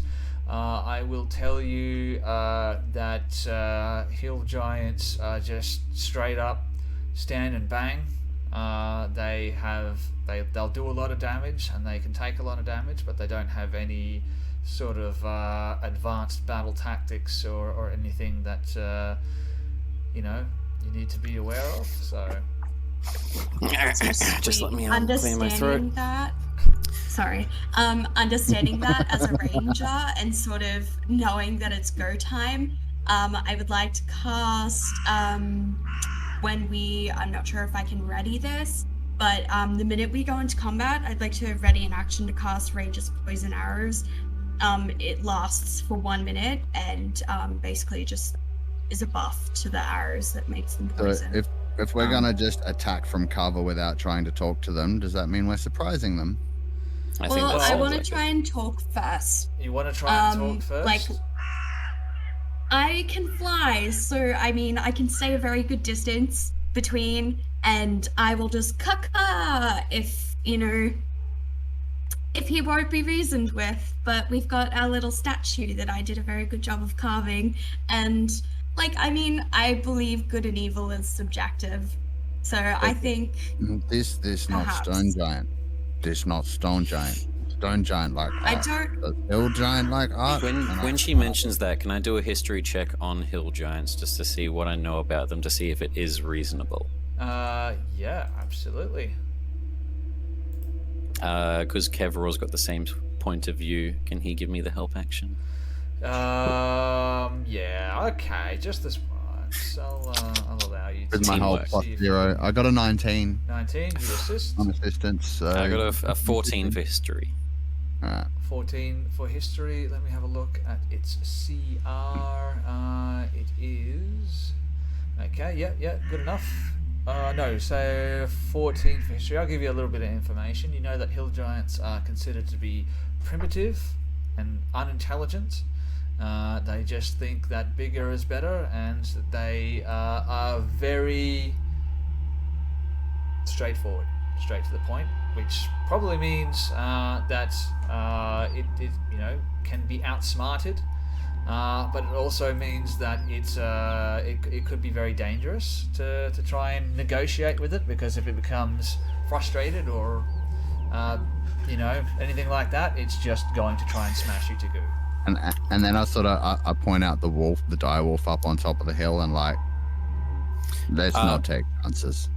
I'll turn towards everyone and just with the telepathic. If Ginger would really like to try, I say we give her 36 seconds to attempt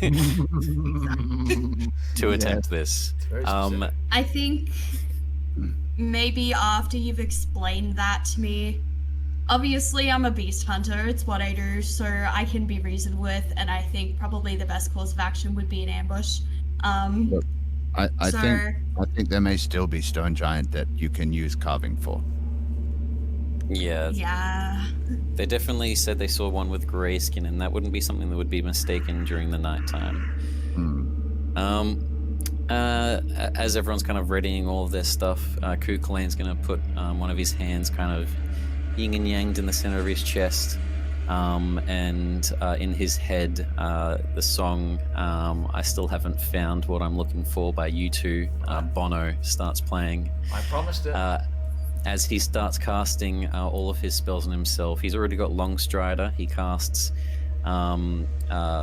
Mirror Image on himself. He casts Jump on himself. He goes into his Blade Song. He casts Haste on himself. And then finally with the last one, so it's all playing, I've climbed the highest mountains. I have run... How does it go again? Give me one sec. I don't know. I'm not a Bono I'll just fan. sing it. Oh, that's it. So you hear, in his mind, he starts hearing the guitar playing, the drums kind of going, I have climbed the highest mountains. I have run through the fields only to be with you.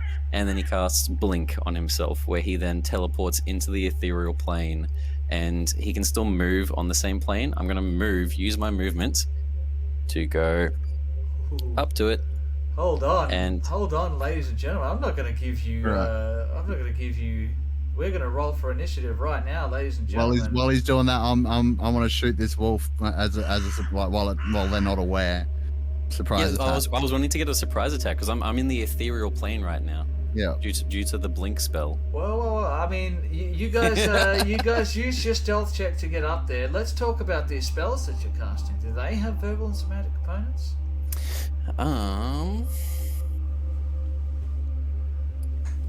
Let me check here. Jump is yes, all of them. Jump is all. Longstrider is all. Mirror image is verbal and somatic. So no material components needed. Blink is verbal and somatic, and haste is verbal and somatic. Alright, it is about to go down, ladies and gentlemen. So the first thing I need to do is I need to say it is 12:30, so I need to see how much longer you guys want to continue on for. Do you guys want to go long, continue on, or do you want to leave it there and pick it up on another date? I'm ready to chill. go on. I'm happy to do the ready to- combat, but I do have a house inspection tomorrow and my partner's birthday that I mentioned. So maybe after Okay. the combat. Yep. Okay. We'll try and make this quick, even if we've got to stop, part way through the combat when things are getting tense. But Yep. first thing I'm gonna need a stealth check from everyone to see if you can maintain your stealth while all these spells are being cast. If you can maintain stealth, I got a 16. you will get a surprise Ooh. round. 18. 16. So I think, 316 to maintain. I think we're about to one hit this little giant. Do keep in mind that he has I have a run. dire wolf I with him. have crawled. Yeah, I'm shooting the I die wolf. have scaled. Yep. Sorry, The guys. city walls. I'm gonna need to put this guy back over here because as you're Only to casting this be spell, you can hear. with you.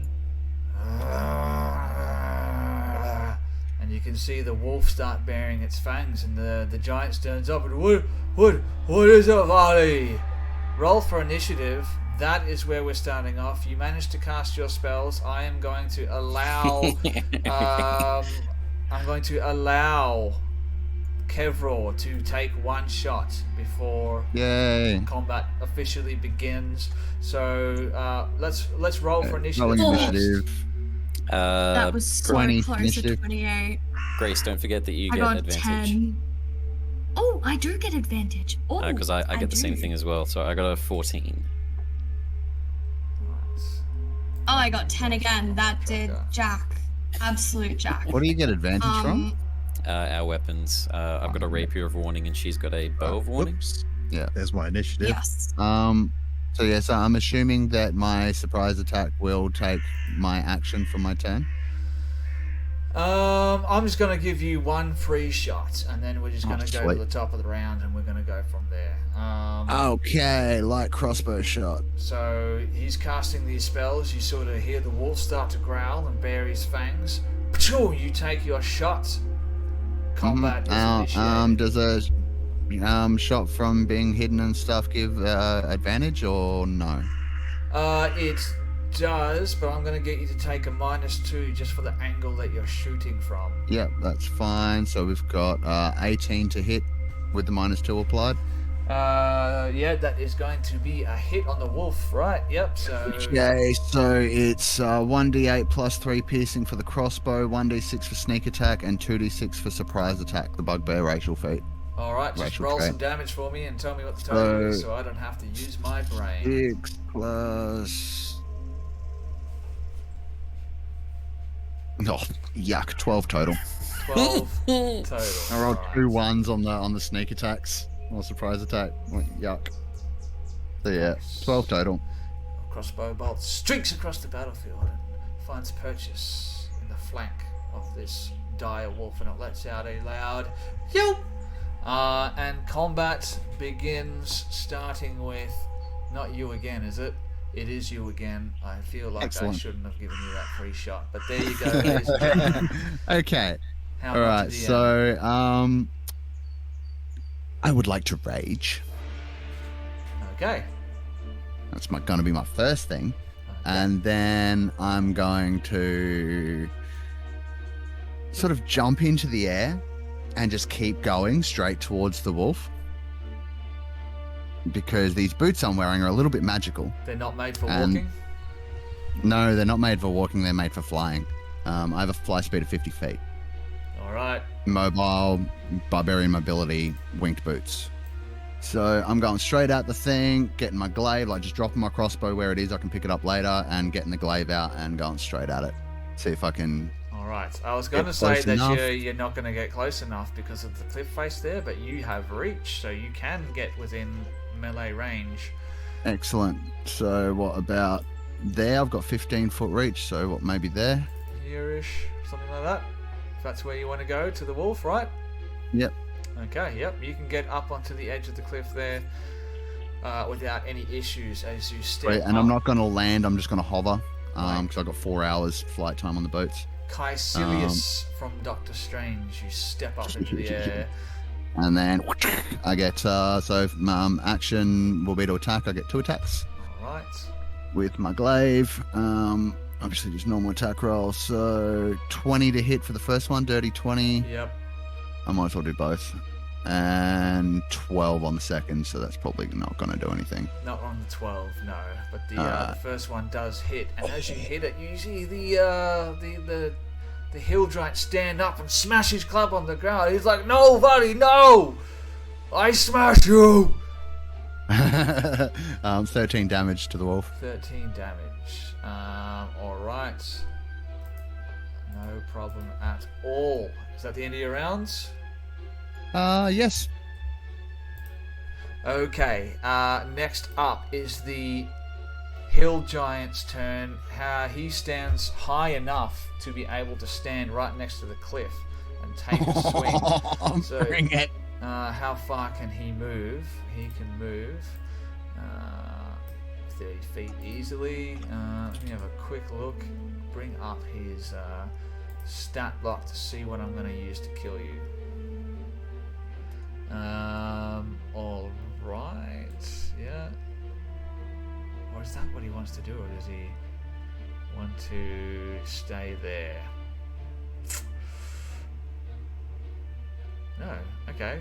All right. No, he's not going to do that. He's going to stay where he is. He smashes his great club on the ground, picks up a big boulder that he just smashed loose, and he's going to launch it at you. I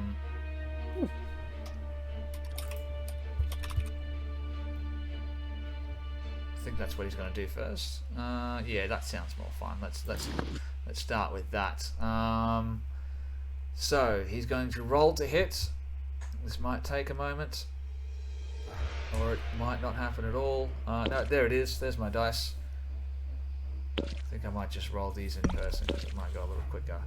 That's going to be a 24 to hit you. Oh, definitely hits. Right. Oh no, I should have done the other one. Anyway, this is a fun way to start. So he just picks up this rock and he just hurls it at you. It smashes into you, doing. Wait for it. Wait for it. Wait for it.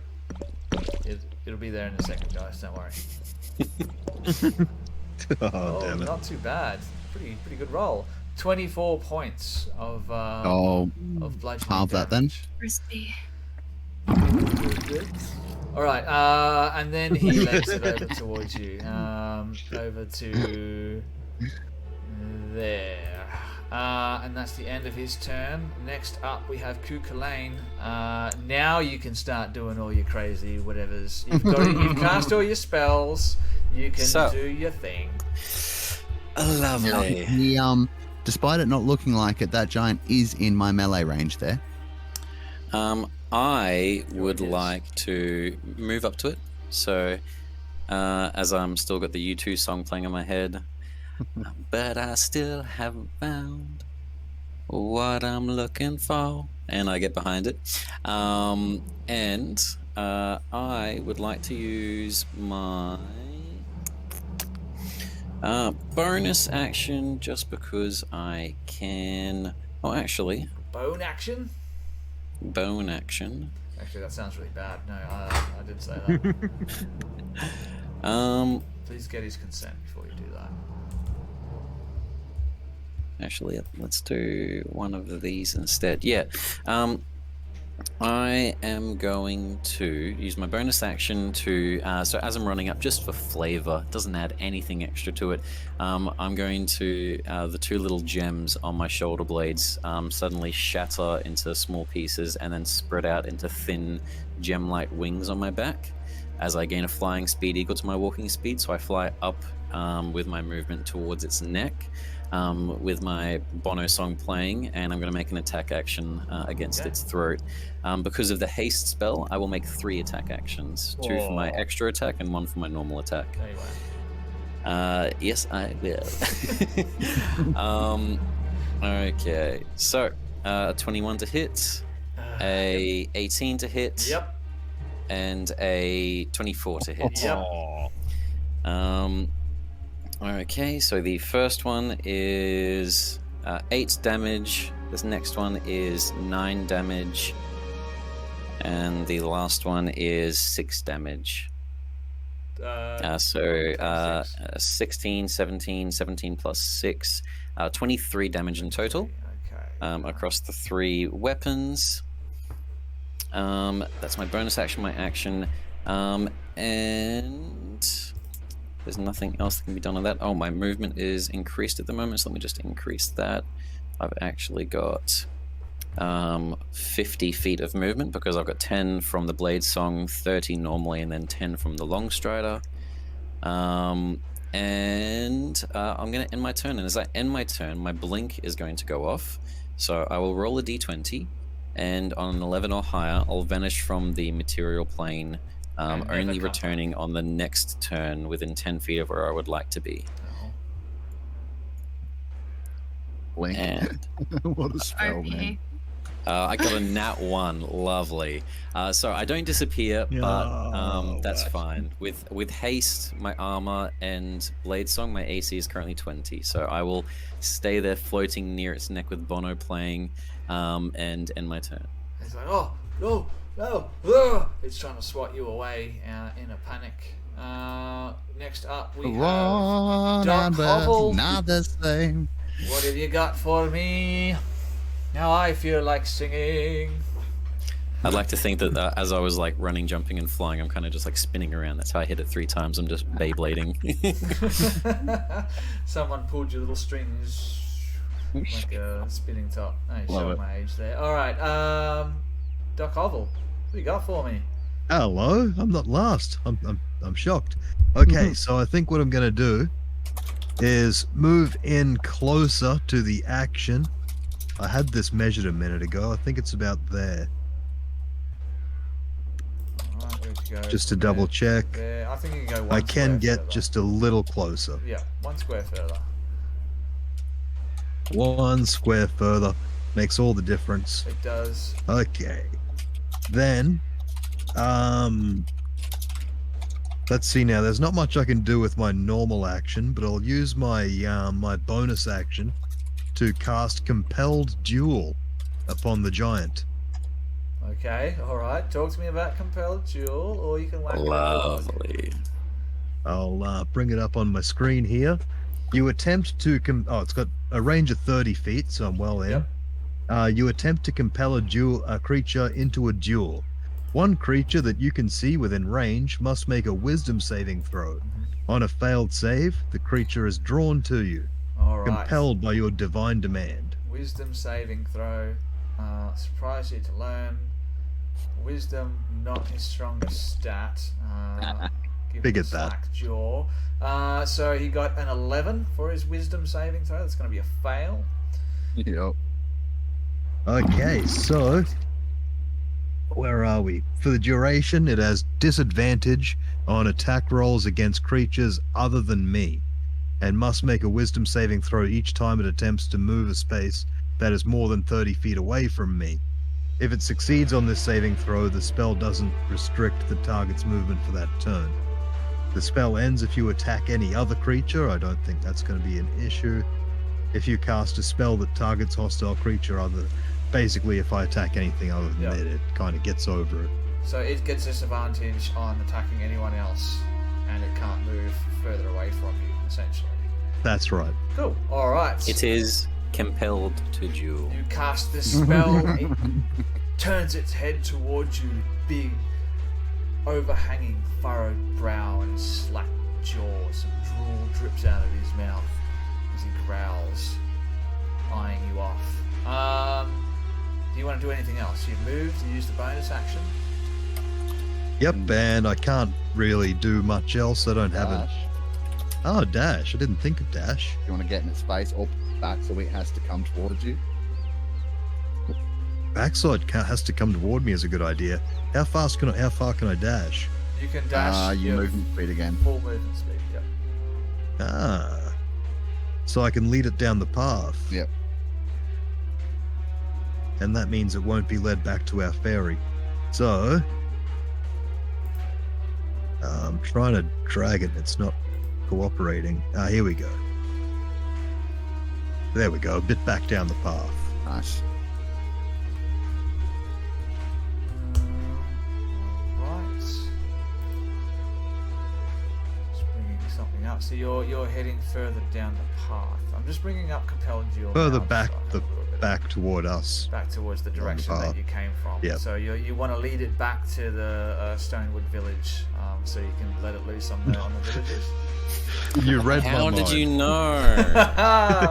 I've I've unlocked the alternate ending. Classic. There's so many alternate endings to this game. I'll tell you what the other guys got when we're finished. Just move the space that's more than 30 feet away from you. If it succeeds on the... Wait. Must make a wisdom saving throw each time it attempts to move to a space. Huh. So it's either going to follow him or be stuck there. Alright, yeah. I mean, it can choose to go in another direction, but if it fails its wisdom save, it ain't going anywhere. Okay. And it can alright. try to hit me or Kevro, but it's just going to be disadvantaged. Yeah, okay, that's all good. Let's go. Next person, which is Ginger. First round of combat. What kind of tricks have you got? Okay. I have a list of things I need to do. I'm really sorry. Rangers. This is gonna take forever. So first, as a bonus action, I'd like to cast Slayer's Prey. So basically, starting at 3rd level, you can focus your pissed offedness on one foe, increasing the harm you inflict on it. Basically, if I hit it, I get an extra d6 to the damage I'm already inflicting on. I also, when I shoot it, since I have poison arrow active, it will be a con save on your behalf every single time I hit it. And if you fail, that is 2d12 damage, plus whatever my bow already I'll inflicts take it. on top of that damage. So, I'll take it. math. I would like to take a shot with my bow. Well, first, I'd actually like to move, if that's at all possible, just to where the crit and miss logo is, putting me Oh, do you in want me to move range to take a shot. I can move that logo out of the way if you need to move into that space. Oh no, I'm perfect where I am. Oh, I'm just going to move it anyway, so it doesn't get in the way. Alright, you're taking a shotaroo, so we need to roll an attack, I suppose. Oh, stuff that. That's a 12. A 12, and who are we attacking? The The giant. Yeah, sorry, that's not going to be enough. That's okay, I'll just try again. Ducks his head down at the last second. Your arrow flies past his head, whoosh, whistling as it goes, and his tongue stuck in the tree behind him. Oh, well, actually, since it's made impact, 2d12 to anything that is... I've got to look it up. Are you trying to poison the tree? No, I'm trying to poison anything that's around the tree. Must succeed on a constitution. It is... Oh, that's weird. It's like 1 foot radius. That does like jack. Never mind. Ignore me. You sure you don't want to I kill will the tree? just shoot again. The tree All the is squirrels in injured, the tree guys. suddenly die. You see squirrel stuff falling out. That's Okay, look, poison arrow Arrows. killing all the squirrels. That's the new moonbeam. I'm sorry. See Arrow, dong, and then just A nat one. family of A baby birds. nat one. No, yeah, you just killed all the squirrels. All right. Oh my god, I A wanna natural leave. one. Leave me. Oh my god, Kukalane's right there. You're shooting through him. Oh, jeez. Give me a. What shall we say? You're gonna take an insane amount of damage. I'm really sorry. I'm not going to be hit. Let's. I don't know, man. Roll a dexterity saving throw, Kukalane. Oh no! Well, first, if it is accidentally going towards me, Yep. can she roll a d20 to not hit one of my mirror images first? Yep, go. You can do that first if you want to do that. But if it does hit, it's gonna hit. Yeah, that's fine. Yeah. That's the point of them. Okay, so you have 3 duplicates. They must roll a 6 or higher. With 2 duplicates, an 8 or higher. With 1 duplicate, you must roll an 11. Okay, yeah, so you would need to roll below. So yeah, you hit one of the duplicates instead of me. The duplicate's AC is 10 plus my dex, which is only 13. It doesn't get any of the bonuses, and it's destroyed. So I've got 2 mirror images left now rather than 3. Cool. All right. Awesome. Chang, this mirror image shatters like glass. All right, that's 2 attacks. You've moved. Is that it? That's it. That is it. And from a distance, as you hear her miss twice, she's like, "Shit, sorry." It's not your Is fault. she- This I guess guy's she's flying around in front of him. Still a There's little hungover. 4 of them like flying around. But yeah, that would have sucked had I hit. Maybe I should move closer. Just bad rolls, I guess. I wouldn't normally do that, but it was a natural one, and he's flying up there. He's got mirror image going on. Let's, I give you guys bonuses because this is a one shot. I'm gonna take some as well. That's fair. All right. It is the wolf's turn. The wolf, formerly known as Vali, is going to take its turn. And what does it want to do? It's gonna do what a wolf does. Run away. Oh, son of a bitch! I should have moved him a little bit closer. It's gonna step up, and it is going to bite you. Why did I try. close its character sheet? I should have just kept it open. With a bite attack. Man, you're very cocky tonight, Mark. You really, It's not Serathel. yeah, he's not unconscious for 90% of the time. Yeah, you're right. It's not Exactly. Serathel. That's going to be a hit with a 22. I'm rolling pretty good. All right. Nice. Now some damage.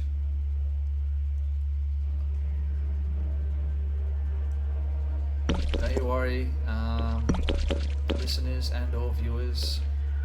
I have fun things planned for this party. All right, so 6 points of piercing damage, and you need to roll a strength saving throw for me. Okay, is that 6 half to 3 or 12 half to 6? 6 half to 3, and a strength saving Strength throw. saving throw? Yes. 18. Damn it.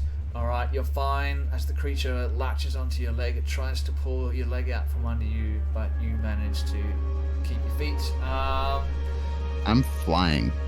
Let's do another round of combat, but we do need to call it a night very soon, ladies and gentlemen. So Alright. let's power through it and see what happens on this next round with Kevror at the top of the round. It's your turn.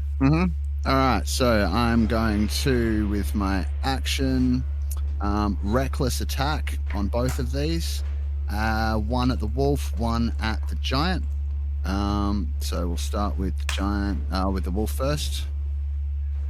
So we'll attack him with one. Where's my attack rolls? Actions. Rolling to hit. Glad I have advantage. 16 to hit. Who are you think? Sorry, the wolf? The wolf. Yes, that's a hit. Alright. Oh, wrong button. This one over here. 2 plus 3 plus rage will be 7 damage to the wolf. 7 damage to the wolf. Yep. Okay. Yep. And then at the giant, what was that? Not good enough, probably. Where's my log? Bloody thing didn't tell me what those rolls were. Hang on, here we go. 19. 19. Yes, 19 is going Yep. to be a hit on this poor defenseless Excellent. giant. This is my defense, It's isn't 8 damage total, adding rage, and then because I have the mobile feat and I've attacked them both in melee, they can't take opportunity attacks against me this turn. I'm going to fly 50 foot straight up in the air. Yep. Okay. How much damage did you say it was? 8. 8. All right. It swings its arm at you as it's trying to defend itself, and your glaive cuts deep into its elbow. You feel it as it slices up against the cartilage of his elbow. He's like, "No, you go away."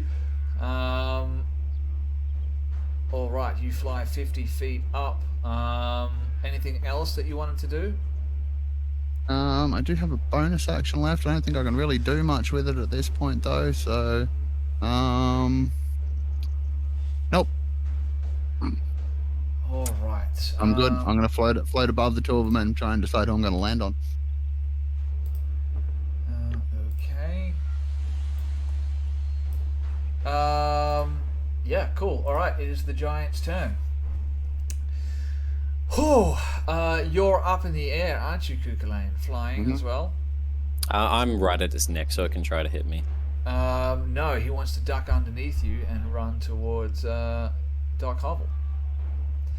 Or, yeah. I'd say, how high did you say you were? At like it's a neck level, so if it's like 15 feet, I'm probably like 10 feet. Yep. It can. I'm gonna say if you're at neck level, it can duck its head down and it can move under you and move towards Doc Hobble. You will get an attack of opportunity if you wish to take it. I will definitely. Right. Oh, so close. 25 to hit. Yes. And 11 piercing damage. 11 piercing damage. All right, that's an easy number to remember. Okay, so you do 11 points of piercing damage as he ducks his head down underneath you and closes the distance to Doc Hobble. It's Doc Hobble that he's going to attack. I'm just going to roll this with a real dice because it's just going to make it go a little bit quicker. That's going to be a miss with a 13. And the next one is going to be another miss. Gods damn it. Where were you, Shantae? My plate. I sacrificed everything for you and you gave me a natural 4. End of its turn. Stupid So much giant. for testing my plate. Kukulane, it is now your turn. Okay, I know we're short on time, so I'm going to keep this quick. I'm just going to quickly do a IRL persuasion check with you. So, I was quickly working everything out. Kukulane, with my Jedi powers of jump, can jump 15 feet, basically. With the 50 feet of movement plus haste. I forgot haste doubles your movement, so I've actually got 100 feet of movement. And everything, all of that kind of stuff. What I want to do is look at the map for a second. I would like to fly to here against this wall. Just here. I would like to propel myself with my 15 feet and all my flying speed of movement, supersonic speed, at his back with my swords, making my attacks against him. Obviously, I'll have flanking advantage because there's someone on the other side, but I would like to see if I could add an extra d4 onto the damage of each of the attacks with the force of the speed of the jumping and the propelling off of the wall. I'm happy to do an acrobatics check, but I do get advantage on that because of Blade Song. I will do you a bargain. I will tell you what, you can get an extra d6 on the first attack. After that, your momentum is gone. Okay, deal. And I'll roll acrobatics. Yeah, that is a 21. As Bono still playing in my head, I flip off the wall, jump, and stab towards it with my rapier and wand in the other hand, and I'll make my 3 attacks. Okay, so first one with advantage, natural 20. That's with the d6, so that'll crit the d6. And second one, natural 20. What?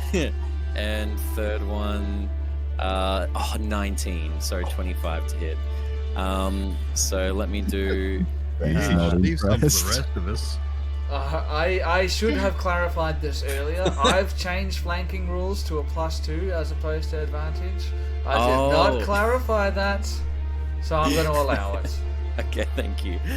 So the first attack with the extra damage is going to be 21 piercing. All right. The second one with the crit is going to be 15 damage. And then the last one as a flat roll is going to be 11 damage. So however much that all ends up being altogether.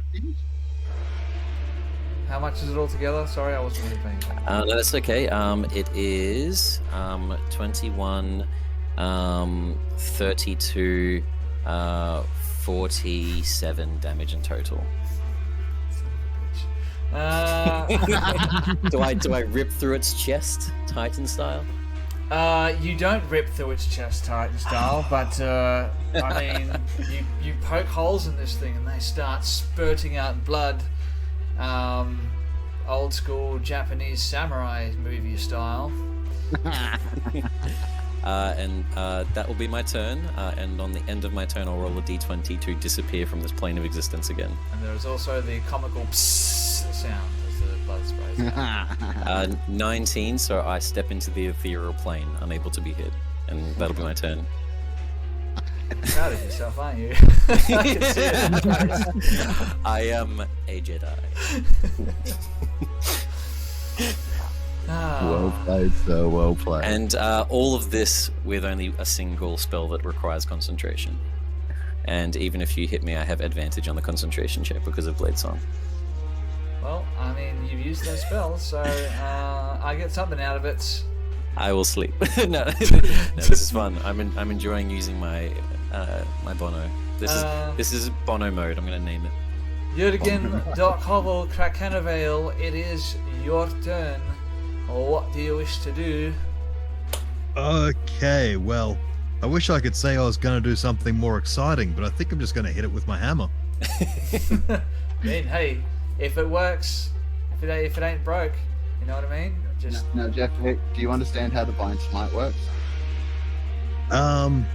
I was reading it just before. I can just add that to any attack, can't I? Yeah, and you only have to say you're doing it after you hit. Ah, and right. You can apply more dice for more spell slots, like higher level spell slots. Righty. You can basically damage whip if you get a hit. So just use a spell slot to do damage. Okay. Will he get advantage, but just like you said, so just a +2 instead of double rolling? You're on the Because of me? ethereal plane, so hell no, he doesn't get True. Yeah, I'm the only one in combat. And also, I was in front of him in the first place. Yeah, So- flanking, like if Christian had stayed on this plane of existence, he would have got 2 to hit from flanking with an ally. But yeah, no. Well, let's do this. Bono's flitting about all over the place like rockstars do. Okay, alright, let's do this. It's a 7 plus 5 is 12. You get 2 attack. Yeah, not enough. I get 2 attacks though, don't I? You Yes. do. Yep, you can attack again. So, and that'll be the one I add Divine Smite to. Yeah, nice. Alright. How many So- levels? Keep in mind you got to spend a spell to do it. Yep. So I'll just keep it at 1, so I'm not Right. using up all my high-level spell slots. Where do I access that? Because it's not under my It's in spells. your paladin abilities. Hang on, not too far. It should be 2 extra d8. Yeah, that's it. Yeah. So roll your normal damage on your warhammer. Yeah, 2d8. Okay. So, bear with me here. Okay, so it's the 1d8 plus 2 for normal bludgeoning damage. And that's pretty crappy. It's just 6. Well, 4 plus 2 is 6. Yep. And then there's 2D. Was it D8? Yeah, Yeah. 2d8. So if you Radiant flip it- damage. flip it twice, and it'll roll both at the same time.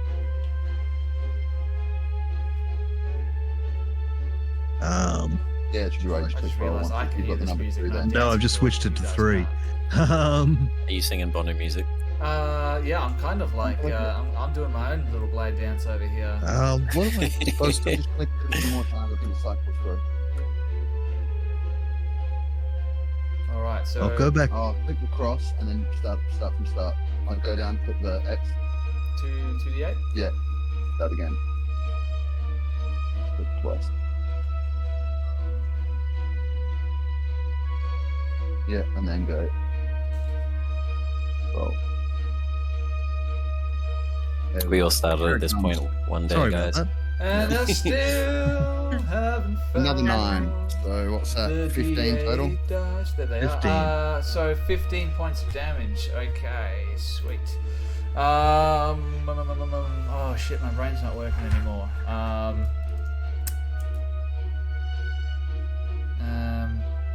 Yep. Okay, it's like that or something. Yep, that's good enough. All right, it's not looking so good, guys. He's not looking good at all.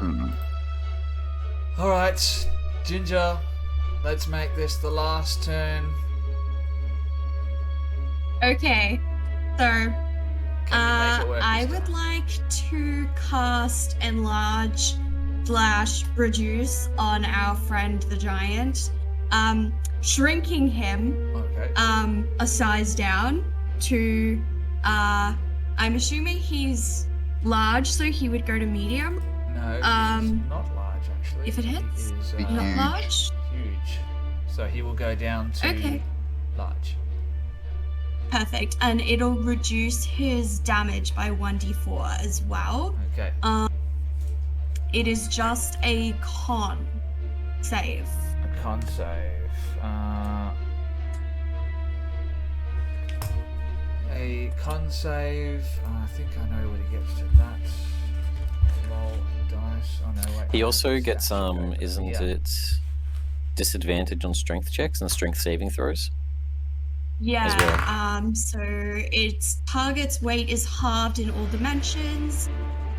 Reduction decreases his size in one category.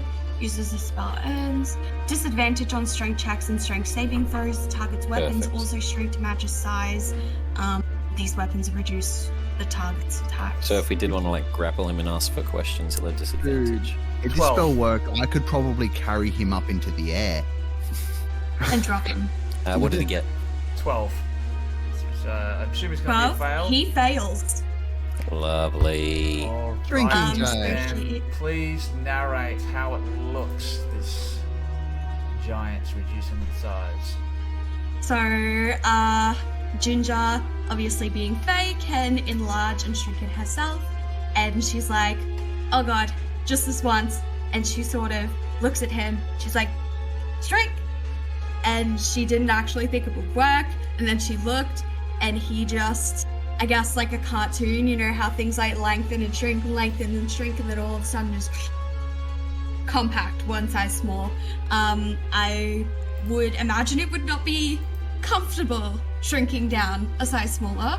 So I would imagine he would be in a little bit of pain, which is when she decides to attack with her bow. Is that a bonus Let's see. action? That Yes. could be an actual 26 to hit, baby. Oh, All right. That's a bonus action to cast Enlarge Reduce? Oh no, that's an action, sorry. Okay. That's an action, but I get 2.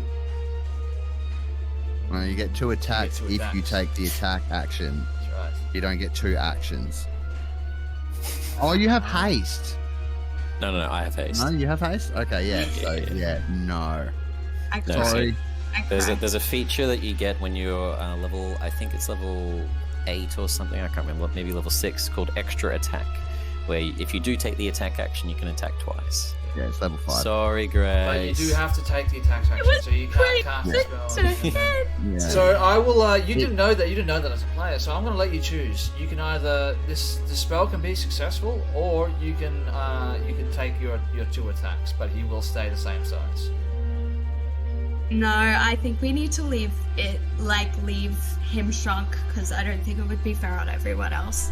So let's shrink him. Keep him shrunken. Keep him Alright. shrinkterized. Okie dokie then. That only leaves everyone's favorite furry friends, Vali and Kevror is out of range. Bam. Kukulane is disappeared onto the. Oh shit! Well, hell of a situation you put me in, ladies and gentlemen. Vali is going to he's going to jump down. He's going to roll some DX.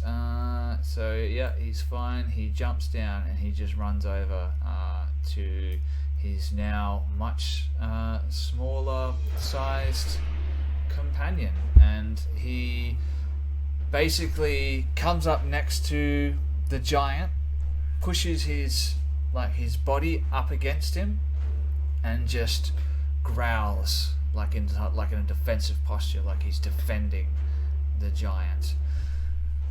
And that is where we're going to end tonight's episode, ladies and gentlemen, on that cliffhanger. I think this combat is going to get wrapped up pretty quickly when we come back for part 2 of 50 Shades of Grey matter. Thank you very much, ladies and gentlemen. I'm sorry I have to leave it on that note, but I was up to 2 something last night as we played Out of the Abyss, bro. We were up pretty late, weren't we? Yeah, we were up late, We and finished real late. I stayed up late as well, waiting for my my stream thing. It's the analytics for your stream. So I stayed up later, and I had a huge headache. It was absolutely killing me. So I had a shower and all that kind of stuff. So it was quite late, and then I woke up at 6 o'clock in the morning because I had to go to work. But can I just say, tonight's session has been an absolute blast. It's been so much fun. The role play has been fantastic. The improvisation has been absolutely AAA grade. I'm loving what you guys are bringing to the table, and now I get to go back and rebalance all of my CRs with all this new information that I've got. So this is. Look, this I is think that's great for fair. me. I have spoken Yeah. with tongue of angels. But no, I love it. I love this. I love this high level play. Well, it's not high level, but I mean, you guys are all now experienced D&D players, and you're bringing some crazy shit to the table and making me think on my feet. Keep that up. It's what I love. Favorite moments for me from tonight's episode has got to be the doing. I don't know why, but doing makeup and having a little seizure in the corner. It just broke me, man. Just picturing that, I just couldn't. I read the extra component, and it's not the most graceful. Who else? Favorite moment from tonight's episode, guys? Susie's got something for me. Man, I was pretty impressed by that maneuver that Kukulane just pulled out, like 45 damage in a turn and then just disappears. That's a rogue after my own heart, man. I just gone. That is, Stabby yeet. That is a pretty epic level of badassery right there. Yeah, but also but also the moment with the kid, where Grace and Jurgen are just like this big towering dude and the little elemental thing. That was all cute. Even though it didn't happen, my favorite moment was the raining dead squirrels, which I wish happened. It's in an alternate universe somewhere in the prime material plane. A little family of baby birds fell out of the tree. Grace, how could you? Murderer! I'm a ranger too. This is the worst. No, I mean, what can I say other than thank you guys for joining me for this one-shot, or should I say two-shot adventure. It's been an absolute blast, as always, playing with you guys. You brought a game D&D to the table. Guys, before we call it a night, I just want to reiterate: if you are in the Brisbane area and you're looking for a professional DM, I cannot rate highly enough our good friend Christian from Hermes D&D Services. You can find them everywhere on all the social media channels, and on Twitch streams like my own and many others. So if you want to hear more Bono, guys, you're just gonna have to join us again for the next episode of 50 Shades of Grey. I can climb the highest mountain. I will keep you guys up to date about when that is happening. We don't have a time or date set in stone just yet, but we will figure it out, and as soon as we do, it will be going up on our Facebook page, Discord, so on and so forth. But you get it because it's a stone giant. Yes, that's really good. So on that down note, ladies and gentlemen, thank you all very much. Good night. We are Crit and Miss, and we will see you next time. Bye. Thank you very much. Bye bye.